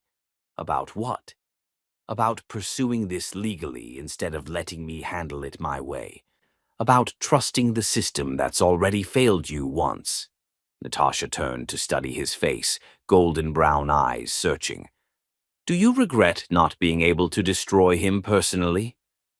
Phil considered lying, but Natasha deserved honesty. Yes, he admitted with brutal self-awareness. Part of me wants to make him disappear completely. The part of me that built an empire from nothing understands that some problems require permanent solutions. I know, she said softly, moving closer until she could place her hands on his chest. I can see it in your eyes when you talk about him, that civilized veneer slipping to reveal something more primitive. But Phil, that's not who you are at your core. You don't know what I'm capable of, Phil said darkly. Yes, I do, Natasha said with quiet certainty, hands moving to frame his face with trust that humbled him. You're capable of incredible gentleness with a 5-year-old who needs a father figure. You're capable of building something beautiful instead of tearing things down. You're capable of loving someone like me, who comes with complications and trauma, and a child who isn't yours by blood, but whom you've claimed anyway. Phil covered her hands with his own. Jassim is mine, he said fiercely. Maybe not by blood, but in every way that counts, and anyone who threatens my family will face justice, Natasha finished, voice carrying gentle steel. Legal, appropriate justice. Because that's what good men do, Phil. They protect their families within the law, not outside it. Phil was quiet for a moment, then pulled her closer until she was pressed against his chest. I've never felt anything like this before, he confessed against her hair. This need to protect you, to make sure nothing ever hurts you again. It's not rational or controlled or civilized. Love isn't supposed to be civilized, Natasha said, voice muffled against his shirt but carrying wisdom. But it's supposed to make us better people, not worse ones. Is that what this is? Phil asked, though his heart already knew the answer. Love? Natasha pulled back to look at him, eyes bright with emotion. I love you, Phil, most. I love your protective instincts and your generous heart and the way you make Jassim laugh. I love how you honor Jackson's memory by taking care of us. But most of all, I love that you're good enough to do the right thing, even when the wrong thing would feel more satisfying. Phil kissed her then, soft and deep and full of promise. When they broke apart, both breathing unsteadily, he rested his forehead against hers. Preston also brought something else today, he said quietly. Natasha went very still. What? Adoption papers for Jassim, Phil said gently, watching her face. If you're willing, I'd like to legally become her father before we get married. Make our family official in every way possible. Tears spilled down Natasha's cheeks. Phil, I know it's fast, he continued urgently. But Tasha, that little girl, has been mine from the moment she asked if I was the nice man. I want to be her father in every legal sense. She'd love that, Natasha whispered. She asks me almost every day if you're her daddy for real now. What do you tell her? I tell her that love makes families, not just blood, Natasha said softly. That when someone chooses to love you, they're saying you're worth keeping. Phil's smile was radiant. Smart answer. And what do you tell yourself? Natasha was quiet for a moment, then smiled with radiance that felt like dawn breaking. I tell myself that maybe Jackson was watching over us all along, making sure we found our way to each other. Not an ending, Phil corrected, spinning her around until she laughed with pure joy. A beginning, the best kind of beginning. As the sun began to set over Biscayne Bay, Phil held the woman he loved and thought about the future they were building together. Bradford Kellaway would face legal consequences. Jassim would have a father who adored her, and Natasha would finally have the security and love she'd been searching for. It was going to be perfect. Chapter 8. When Love Conquers Fear. The sound of Bradford Kellaway's handcuffs clicking shut was the most beautiful music Natasha had ever heard, but watching Phil's fierce satisfaction as the news played on every Miami station made her realize that justice was only the beginning of their love story. Bradford Kellaway, former Morrison financial executive, was arrested this morning on multiple counts of sexual assault and harassment.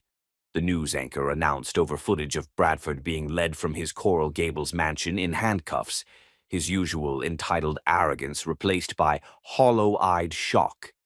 Phil wrapped his arms around Natasha from behind as they watched from his penthouse balcony, the evening news playing on his outdoor television, while Miami glittered below them like a jeweled promise. The warm breeze off Biscayne Bay carried salt and possibility, and for the first time in months, Natasha felt like she could breathe without waiting for the other shoe to drop. How does it feel? Phil asked quietly, voice carrying tender concern that made her fall in love with him all over again. Like I can finally exhale, Natasha admitted, leaning back against his solid warmth.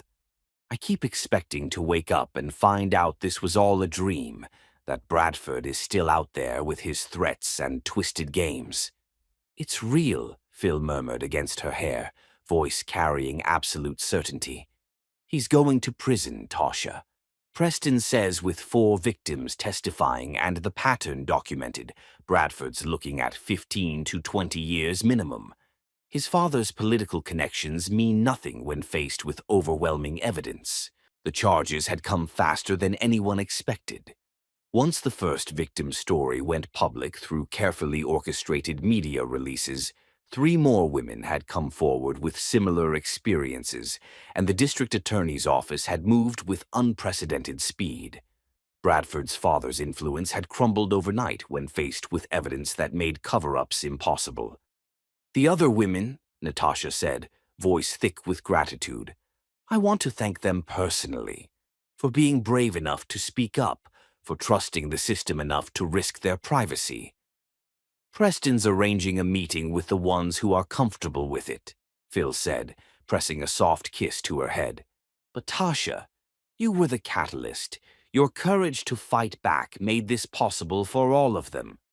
Natasha turned in his arms, studying the face that had become dearer to her than breathing. Our courage, she corrected firmly. I couldn't have done this alone. You were never alone, Phil said fiercely, dark eyes blazing with protective love. Not once I found you. Not ever again. The sliding door opened and Jassim emerged wearing her favorite princess pajamas, the pink ones with unicorns that Phil had bought during one of their weekend shopping adventures. Her gap-toothed grin could have powered the building. "Uncle Phil, Mommy, are you watching the bad man go to jail on TV?" she asked with innocent satisfaction that belonged exclusively to children who understood justice in its purest form.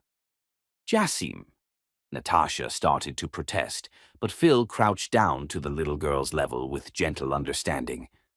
"Yes, sweetheart," he said seriously. Meeting her eyes with respect, he showed all important people in his life. "The man who hurt Mommy is going to be punished for what he did." "Good," Jassim said with 5-year-old finality. "Bad people should get really long timeouts. That's what happens at school when someone is mean." "That's exactly right," Phil agreed solemnly. "And now Mommy is safe and no one will ever hurt her again." Jassim studied his face with intensity only children possessed, her golden brown eyes bright with trust. "You promise for real? Cross your heart and hope to fly?" "I promise," Phil said without hesitation, making the elaborate crossing gesture Jassim had taught him during bedtime stories. "Cross my heart and hope to fly." Satisfied with this binding oath, Jassim threw her arms around Phil's neck with wholehearted affection that broke Natasha's heart in the best possible way. "I love you, Uncle Phil. Are you gonna be my daddy for real now?" Phil's eyes met Natasha's over Jassim's head, asking permission for something they'd discussed but hadn't yet made official. At Natasha's encouraging nod, he smiled with pure joy. "Would you like that, Princess? For me to be your daddy officially?" "Yes," Jassim squealed, bouncing with excitement. "Then we'd be a real family like the picture I drew, with the same last name and everything." "We're already a real family," Phil said gently, voice thick with emotion. "But yes, I'd be honored to be your daddy officially, with papers and everything." After Jassim was tucked into bed with many kisses and promises of family adventures tomorrow, Natasha found herself standing in her bedroom doorway, suddenly nervous about being alone with Phil in a way she hadn't been before. Tonight felt different. Tonight felt like the beginning of forever. "Second thoughts?" Phil asked softly from behind her, voice carrying none of the pressure she'd learned to expect from men who wanted things from her. "No," she said quickly, then admitted with honesty that had become natural between them. "Maybe. Not about you, about this, United States. I haven't been with anyone since Jackson, and even then." She trailed off, embarrassed. Phil's hands came to rest gently on her shoulders, touch warm and steady and completely without demands. "Even then what?" "I've only been with one person," she said quietly, cheeks burning. "Jackson. And it was just once, the night before our fight. I became pregnant but never got to tell him." She turned to face Phil, eyes bright with tears. "I'm not experienced, Phil. I don't know how to be with someone like you."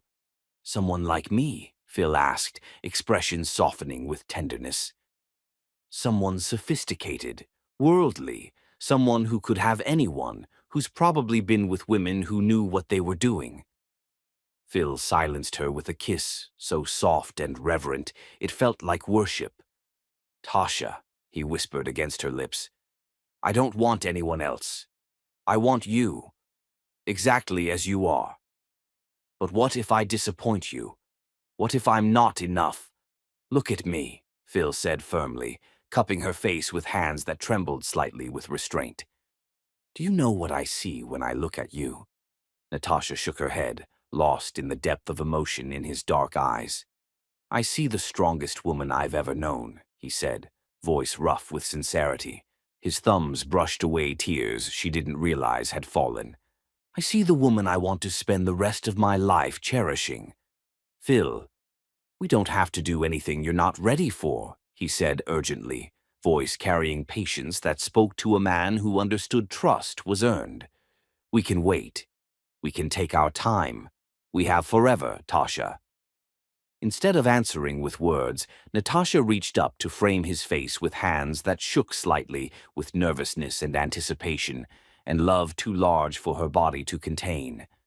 "I love you," she said simply, voice carrying absolute certainty. And I'm tired of being afraid. I'm tired of letting fear make my decisions. What do you want? Phil asked, voice rough with restraint and desire, and something that might have been wonder. You, she said without hesitation. I want you. All of you. Tonight. Phil's kiss this time was different, deeper, hungrier, full of the passion he'd been holding back for months out of respect for her healing and her readiness. When he lifted her off her feet and carried her to the bed with the kind of reverent care usually reserved for precious artifacts, Natasha felt something fundamental shift in her chest. This wasn't just physical desire or emotional comfort. This was coming home to the man who saw her scars and chose to love them, who understood that her inexperience was gift rather than liability. What followed was nothing like her brief encounter with Jackson years ago.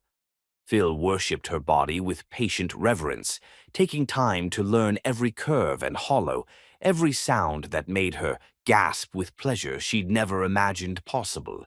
His hands moved over her skin like he was memorizing her by touch, his lips following the path his fingers traced, until she felt cherished in ways that rewrote her understanding of intimacy. "You're so beautiful," he whispered against her collarbone, his voice rough with wonder. "Perfect. Mine." He whispered words of love and admiration against her skin until she felt beautiful, desired, cherished in ways that made her forget every moment of doubt she'd ever had about her worth. When he finally joined with her, it was with a gentleness that brought tears to her eyes and passion that set every nerve ending ablaze. When they finally came together, it was with tenderness that brought tears to her eyes and passion that set her soul on fire. Phil held her gaze as he moved within her, his dark eyes full of love and wonder and promise of forever. "I love you," he said against her lips as they moved together in perfect rhythm. "I love you, Tasha, my beautiful, brave, perfect woman." "I love you too," she gasped, heart so full she thought it might burst. "I love you so much it scares me." "Don't be scared," Phil murmured, forehead pressed against hers. "This is just the beginning of everything we're going to build together." Afterward, they lay tangled in moonlight and contentment, Natasha's head on Phil's chest, while he traced lazy patterns on her bare shoulder. "No regrets?" he asked softly. "Only that we waited so long," she said honestly, pressing a kiss to his chest where his heart beat strong and steady. "Though maybe we needed to wait. Maybe we needed time to trust each other completely." Phil chuckled, the sound rumbling through his chest. "We had to build the foundation before we could create the castle." "Speaking of which," Phil said, voice taking on careful hope, "there's something I've been carrying around for 3 weeks." "What kind of something?" Phil reached over to his bedside table and pulled out a small velvet box that made Natasha's breath catch. "The kind that involves asking the woman I love to marry me properly, with a ring and everything." Natasha felt the world tilt with joy as Phil opened the box to reveal a ring that was absolutely perfect. A classic solitaire diamond that caught the moonlight like captured starlight, elegant and timeless, and exactly what she would have chosen if she dared to dream that big. "I bought this 3 weeks ago," Phil admitted with endearing sheepishness, his voice soft in the moonlit intimacy of their bedroom. "Right after you told me about Jackson, I was sitting in the jeweler's shop looking at dozens of rings, and when I saw this one I knew. It was like it was waiting for you." He traced the band with one finger. "The jeweler said it was a vintage setting from the 1920s, but I had him reset it with a new stone. Something old and something new, like us." "This is perfect," Natasha whispered, voice thick with tears of happiness. "You're perfect." "Marry me, Tasha," Phil said seriously, dark eyes holding hers with unwavering certainty. "Not because of Jackson's memory, though that will always be part of our story. Marry me because I love you completely, because you and Jassim have become my whole world. Yes, Natasha said without hesitation. Yes to all of it. Marriage and adoption and forever and everything you're offering. Phil's smile was brilliant as he slipped the ring onto her finger. Good, because I was hoping you'd say that. As they kissed again under the Miami moonlight, their bodies still warm from lovemaking and their hearts full of promises, Natasha felt the last of her fears dissolve. She was safe, she was loved, she was home, and tomorrow their forever would officially begin. Chapter 9. Building Dreams Together. The diamond engagement ring on Natasha's finger caught the Miami morning light like captured stars, but the man standing at her apartment door threatened to shatter every dream that ring represented with just 4 words. I want my daughter. 6 months had passed since Bradford's arrest. 6 months of building the kind of happiness Natasha had never dared imagine. Phil's proposal had been everything she'd dreamed of. A private dinner on the rooftop of Coral Heights, with Jassim presenting the ring box while Phil got down on one knee and promised to love them both forever.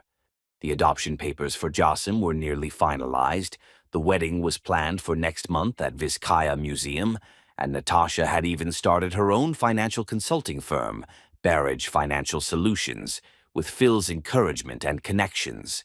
Everything was perfect, until James Ruffer showed up like a cancer returning when you thought you were finally healthy. "Hello, Natasha," he said with the same lazy charm that had once made her stupid enough to believe his promises. "You're looking prosperous." James looked exactly the same, sandy hair that never quite stayed neat, green eyes that catalogued everything with calculating precision, and casual arrogance that came from skating through life on charm and other people's generosity. He was also supposed to be in California, where he'd moved after making it clear that fatherhood held no appeal. The expensive cut of his clothes told a story that contradicted his claims of struggling. The new Rolex was the kind that cost more than most people's cars. James Ruffer hadn't come crawling back because he'd developed paternal instincts. He'd come because he'd seen opportunity. "James," Natasha managed, voice carefully neutral despite alarm bells screaming in her head. "What are you doing here?" "Can't a father visit his daughter?" James asked with mock innocence. His eyes swept past her into the apartment with obvious appreciation, cataloging artwork, fresh flowers, the kind of casual luxury that whispered of serious money. "Nice place? Very expensive. Business must be booming." Natasha stepped partially into the hallway, pulling the door mostly closed behind her. Jassim was inside getting ready for school, and James had no right to witness that morning routine. "You gave up parental rights," Natasha said quietly, voice carrying steel that had gotten her through 6 years of impossible circumstances. "You signed the papers, James. You made it clear you wanted nothing to do with us." "That was before I knew you'd hit the jackpot," James said with a smile that made her skin crawl. Imagine my surprise when I saw the engagement announcement in the Miami Herald. Natasha Barrage, successful businesswoman, engaged to billionaire developer Phil Most. His eyes glittered with greedy calculation. "You've certainly moved up in the world since our little encounter." The way he said encounter made her want to scrub her skin with bleach, as if Jassim's conception had been some casual hookup instead of what Natasha had believed was the beginning of something real. "What do you want?" Natasha cut straight to the heart of it, knowing James well enough to recognize the signs of a man with a scheme brewing. "To be part of Jassim's life," James said with practiced sincerity that would have been convincing if she hadn't seen him use the same tone to lie to his girlfriend about working late. "I've made mistakes, Natasha. I was young and scared when you told me you were pregnant. But I've grown up, matured. I want to know my daughter." "You've had 6 years to want to know her," Natasha said coldly, voice carrying accumulated fury of every sleepless night, every worried moment, Every time Jassim had asked why she didn't have a daddy, "She's better off without you." "See, that's where we disagree," James said, his mask of concern slipping to reveal the calculating opportunist beneath. "A little girl needs her father. Her real father, not some rich guy playing house with someone else's family." The threat was subtle but unmistakable. Natasha felt ice forming in her veins as she realized James had done his homework. He knew about Phil, about their engagement, about the adoption proceedings. "Phil is more of a father to Jassim than you ever were or ever could be," she said fiercely. "Is he?" James's smile turned sharp. "Because legally I'm still her father. I may have given up some rights, but I never terminated my parental status completely, which means I could file for custody modification. Claim that you've been keeping my daughter from me, alienating her affections." Natasha's heart stopped. "You wouldn't dare." "Wouldn't I?" James leaned against the doorframe with casual confidence. "Think about it, Natasha. Young single mother struggling to make ends meet, suddenly engaged to a billionaire. How does that look to a family court judge? Like true love? Or like a gold digger who found her meal ticket? That's not what this is." "Of course it isn't," James said with false sympathy. "But perception is reality in family court, and I have a very good lawyer who thinks I have an excellent case for custody modification." "Mommy," Jassim's voice came from inside the apartment, getting closer with innocent curiosity. "Is someone here? I heard voices."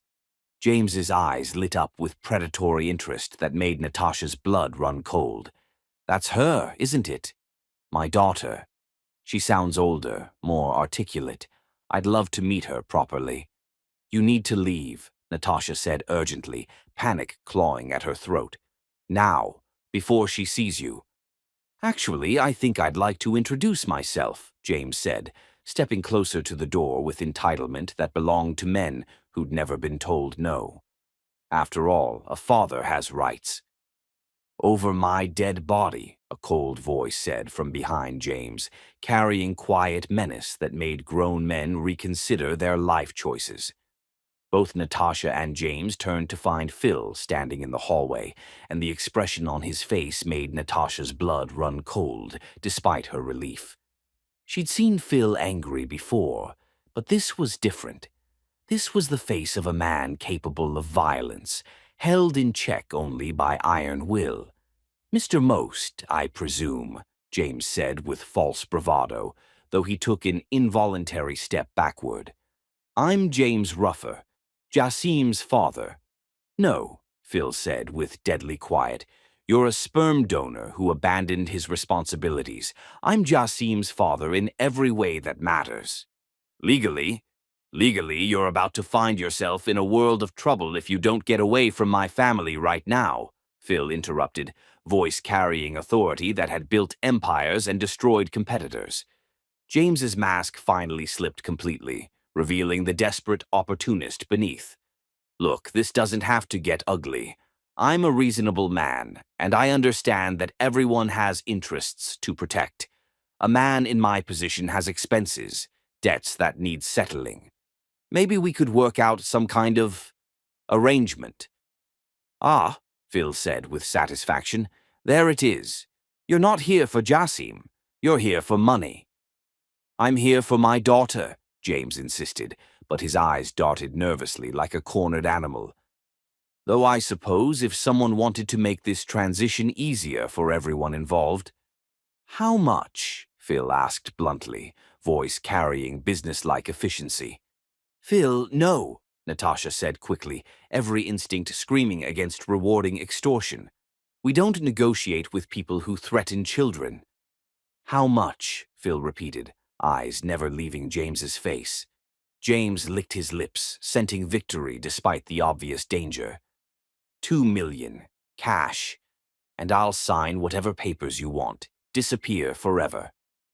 "Done," Phil said without hesitation, voice carrying casual tone most people used to discuss dinner plans. "Phil," Natasha stared at him in shock. $2 million, Phil continued calmly, voice taking on formal precision, transferred to your account the moment you sign termination papers, giving up all parental rights permanently. Preston Ward will have the documents ready within the hour. James's smile was triumphant. I knew you were a reasonable businessman. But, Phil interrupted, voice dropping to a whisper that was somehow more terrifying than shouting, if you ever come near my family again, if you ever contact Jassim or speak her name in public, if you even think about her, I will destroy you so completely that you'll wish you'd never been born. The promise hung in the air like a death sentence. James swallowed hard, finally recognizing that he was dealing with a predator far more dangerous than himself. We have a deal? James asked, his voice smaller now. We have a deal, Phil said pleasantly. Preston will call you with the details within the hour. James practically ran for the elevator, and Phil waited until the doors closed before turning to Natasha, who was staring at him with a mixture of gratitude, concern, and awe. $2 million, she asked quietly. Pocket change, Phil said simply, tone suggesting he was being literally accurate. And worth every penny to keep him away from Jassim forever. Phil, you can't just buy off every threat. I can and I will, Phil interrupted fiercely, voice carrying protective determination. That man was never going to give up, Tasha. He would have dragged us through courts for years, traumatized Jassim with custody battles. This way, he's gone forever. Mommy. Jassim's voice came through the door, closer now and tinged with concern. Can I come out now? I heard Uncle Phil's voice. Phil and Natasha exchanged a look, silent communication that spoke to the depth of understanding they'd developed. Come on out, Princess, Phil called. Uncle Phil brought those chocolate croissants from that bakery you love. Jassim burst through the door and launched herself into Phil's arms with complete trust. Did the scary man leave? He made Mommy's voice sound worried. He's gone, Phil assured her, holding her close. And he's never coming back. Good, Jassim said with 5-year-old finality. I don't like strangers who make Mommy nervous. We're a family, right? Just us three? Just us three, Phil confirmed, voice thick with emotion as he met Natasha's eyes. Forever and always. As Phil carried Jassim inside, chattering about school and breakfast and weekend plans, Natasha followed with a heart full of gratitude and love, so profound it threatened to overwhelm her. The threat was over. James Ruffer could take his $2 million and disappear into whatever meaningless existence awaited men who sold their children for money. Their family would be officially, legally, permanently protected. And in 3 weeks it would all be sealed when she became Mrs. Phil Most, and Jassim became Jassim Most, and their fairy tale became permanent reality. James Ruffer was already forgotten. Their real life was just beginning, and it was going to be absolutely perfect. Chapter 10, Forever Starts Now. Standing in the bridal suite at Vizcaya Museum while her daughter practiced walking down an imaginary aisle in her flower girl dress, Natasha realized that happiness this profound should be impossible, except that in 30 minutes it would be beautifully, officially, forever real when she became Mrs. Phil Most. The Mediterranean villa seemed like something from a fairy tale, its coral stone walls and elaborate gardens providing the perfect backdrop for what felt like the wedding of her dreams. Through the tall windows, she could see Biscayne Bay sparkling in the late afternoon light, sailboats dotting the water like white butterflies.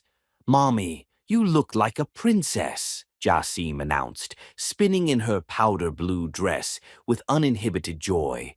"The prettiest princess in the whole world." Natasha looked at herself in the antique mirror and had to admit Jassim was right. The wedding dress Phil had commissioned from a New York designer was a masterpiece of ivory silk and Alençon lace that made her feel like royalty. The Barrage family pearls, rescued from a pawn shop years ago and reset by Miami's finest jeweler as Phil's wedding gift, glowed against her throat like captured moonlight. "You clean up nice, girl," said Florissa, Natasha's cousin and maid of honor, adjusting the cathedral-length veil with hands that trembled with emotion. At 45, Florissa had helped raise Natasha after their parents died, and seeing her little cousin in a designer wedding dress was almost more than her heart could handle. "Though I gotta say, I never thought I'd see the day when you'd let a man take care of you like this." "He's not taking care of me," Natasha corrected softly, watching Jassim practice her flower-throwing technique. "We're taking care of each other. There's a difference." "Uh-huh." Wilma, Natasha's other cousin and bridesmaid, grinned from her perch by the window. "That's why he paid off your student loans, bought you a building for your business, and just finalized those adoption papers yesterday." Yesterday. Natasha's heart still skipped when she remembered Preston Ward calling to confirm that Jassy Most was now legally, officially, completely Phil's daughter. James Ruffer's termination papers had been filed, his $2 million payment had cleared, and he disappeared from their lives completely. "The adoption went through?" asked Savannah Blake, who'd become like a sister to Natasha over months of wedding planning and business building. "Yesterday afternoon," Natasha confirmed, voice thick with emotion. "Jassim is officially a Most now." "I'm Jassim Most," the little girl announced proudly, having been eavesdropping with shameless efficiency. "And after the wedding, Mommy will be Natasha Most, and we'll all have the same name like a real family." "You were already a real family, baby," Wilma said gently.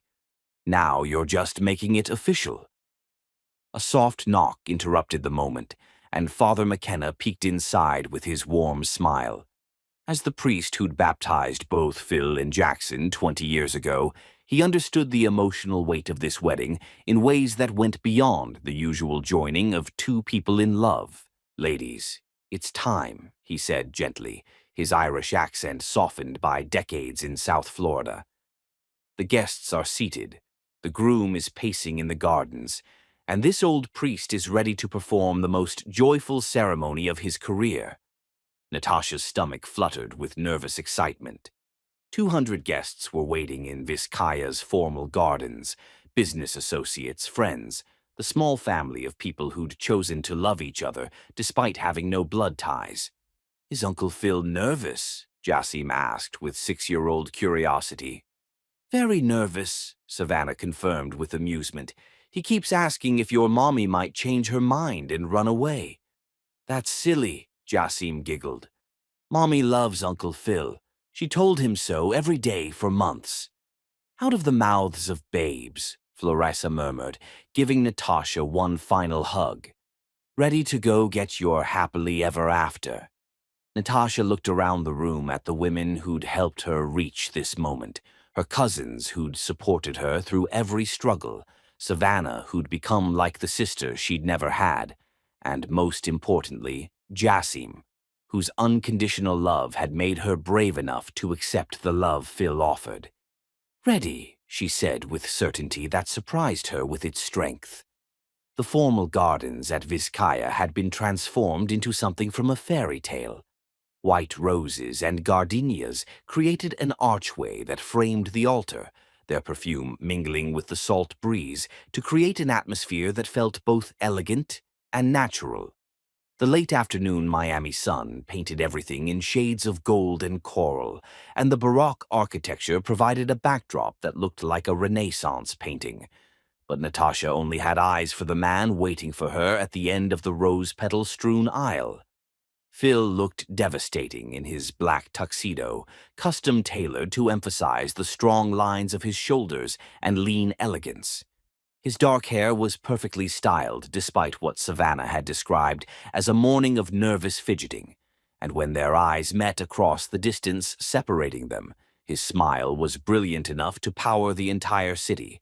He pressed his hand to his heart in the gesture that had become their private signal, a reminder of the day she'd first seen him as more than just her landlord. The string quartet began the processional, and Floresa and Wilma walked down the aisle with grace befitting such an elegant occasion. The music was Pachelbel's canon, arranged with Latin guitar that honored Miami's cultural heritage and made the familiar melody feel fresh and personal. Then came Jassim, her little face serious with concentration as she scattered rose petals with careful precision, pausing every few steps to wave at guests who cooed over her adorable performance. She wore the powder blue dress Phil had commissioned from the same designer, with tiny pearls embroidered along the bodice that caught the light like dewdrops. Finally, Wagner's wedding march began, and Natasha stepped onto the aisle alone. She'd chosen to walk herself down the aisle rather than ask one of her cousins to stand in for the father she'd lost so young, carrying the memory of both her parents and Jackson in her heart, since they couldn't be there to witness this moment. But as she moved toward Phil, she felt their presence like warm embraces, and she could have sworn she heard Jackson's voice whispering that he was proud of the woman she'd become, proud of the man she'd chosen, proud of the family they were creating from love and loss, and beautiful recognition that some things were always meant to be. Phil's eyes never left her face as she walked toward him, and she could see the moment he recognized her mother's pearls at her throat.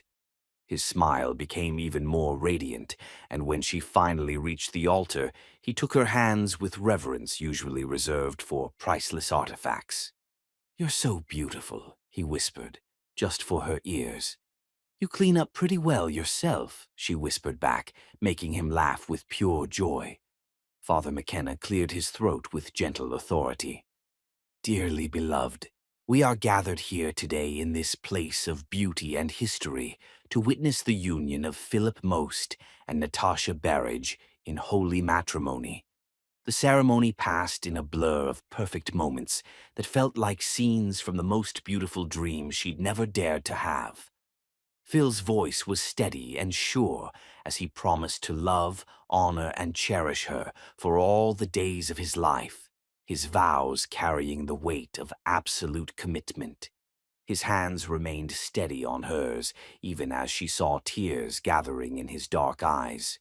"Natasha," he said, voice carrying across the gardens, "you walked into my life in a rainstorm and changed everything. You taught me that home isn't a building, it's wherever you and Jassim are. I promise to protect your hearts, to honor your strength, and to spend every day proving that you deserve all the love I have to give." Her own voice trembled only slightly as she vowed to stand by his side through whatever challenges and joys lay ahead, to be his partner in building the kind of love that honored both their individual strengths and their collective dreams.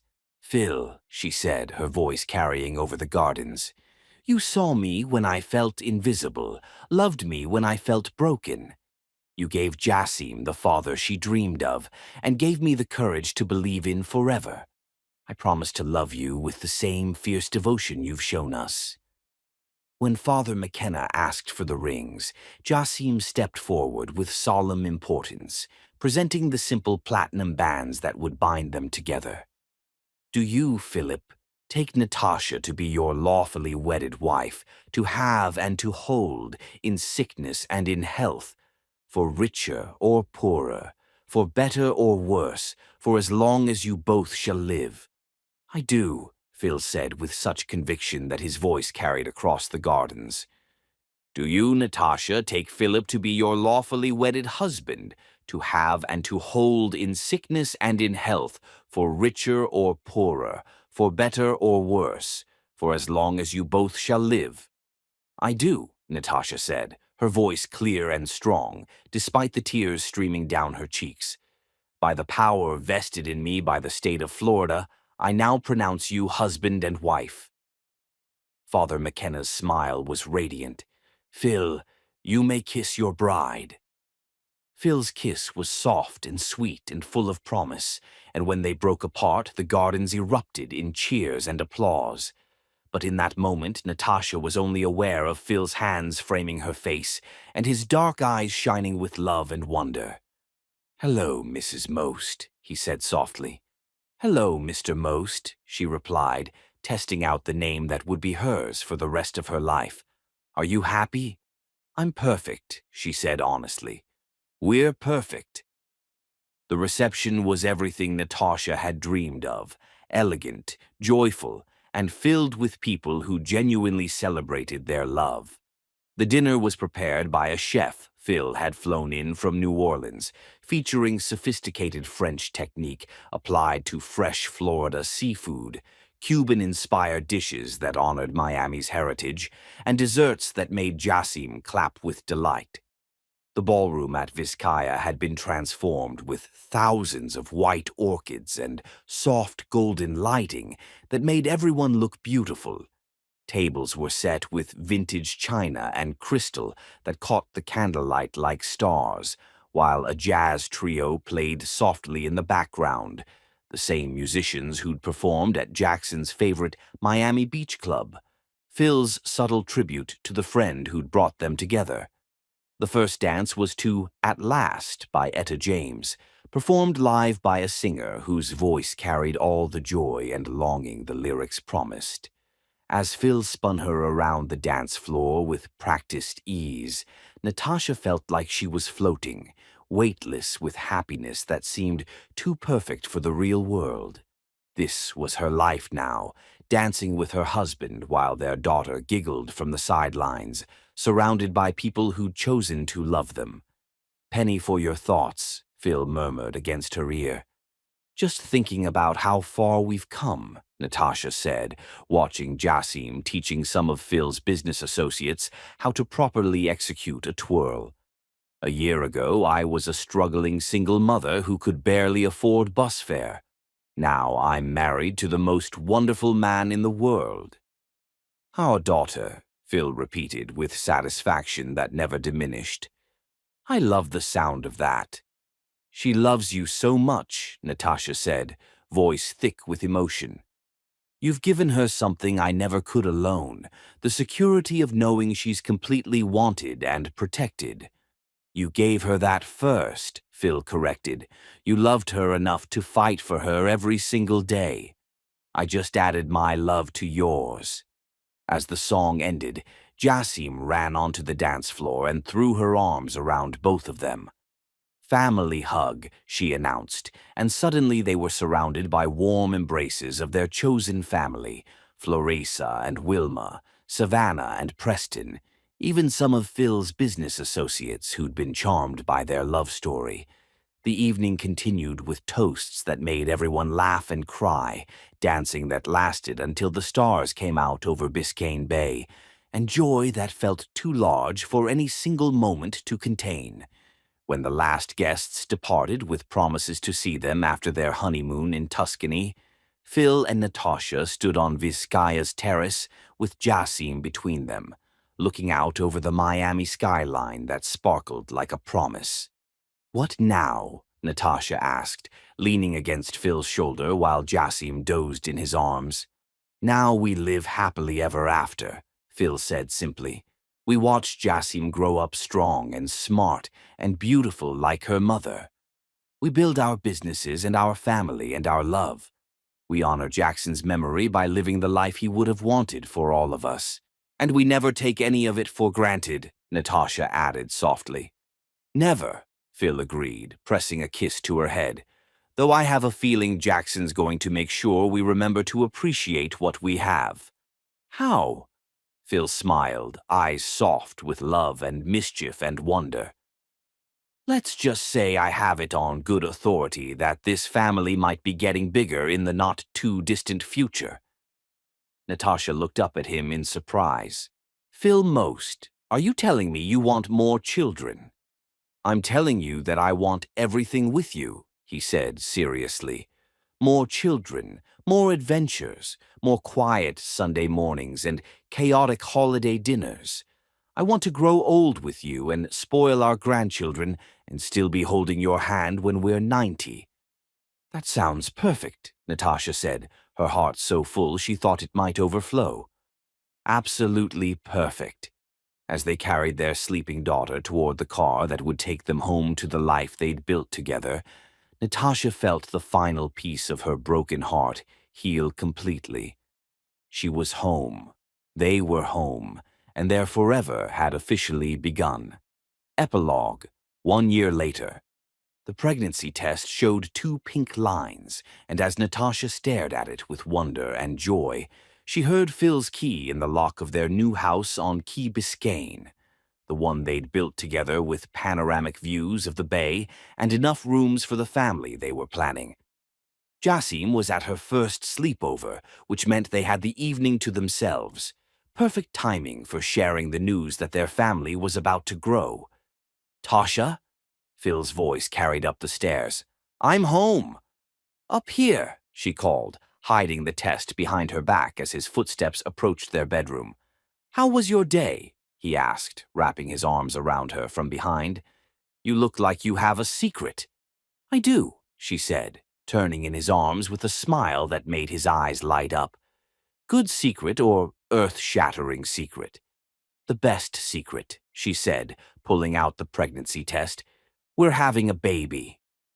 Phil's expression cycled through surprise, wonder, and pure joy before settling on happiness that made her fall in love with him all over again. Really? He asked, voice rough with emotion. Really? Phil swept her off her feet and spun her around their bedroom, both of them laughing with joy that came from dreams expanding beyond anything they'd imagined. I love you, he said against her lips. I love you too, she replied. Our whole beautiful, growing family.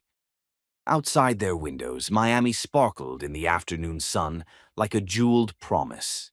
And somewhere in the warm breeze, Natasha could have sworn she heard Jackson's laughter on the wind, finally at peace, knowing his family was exactly where they belonged.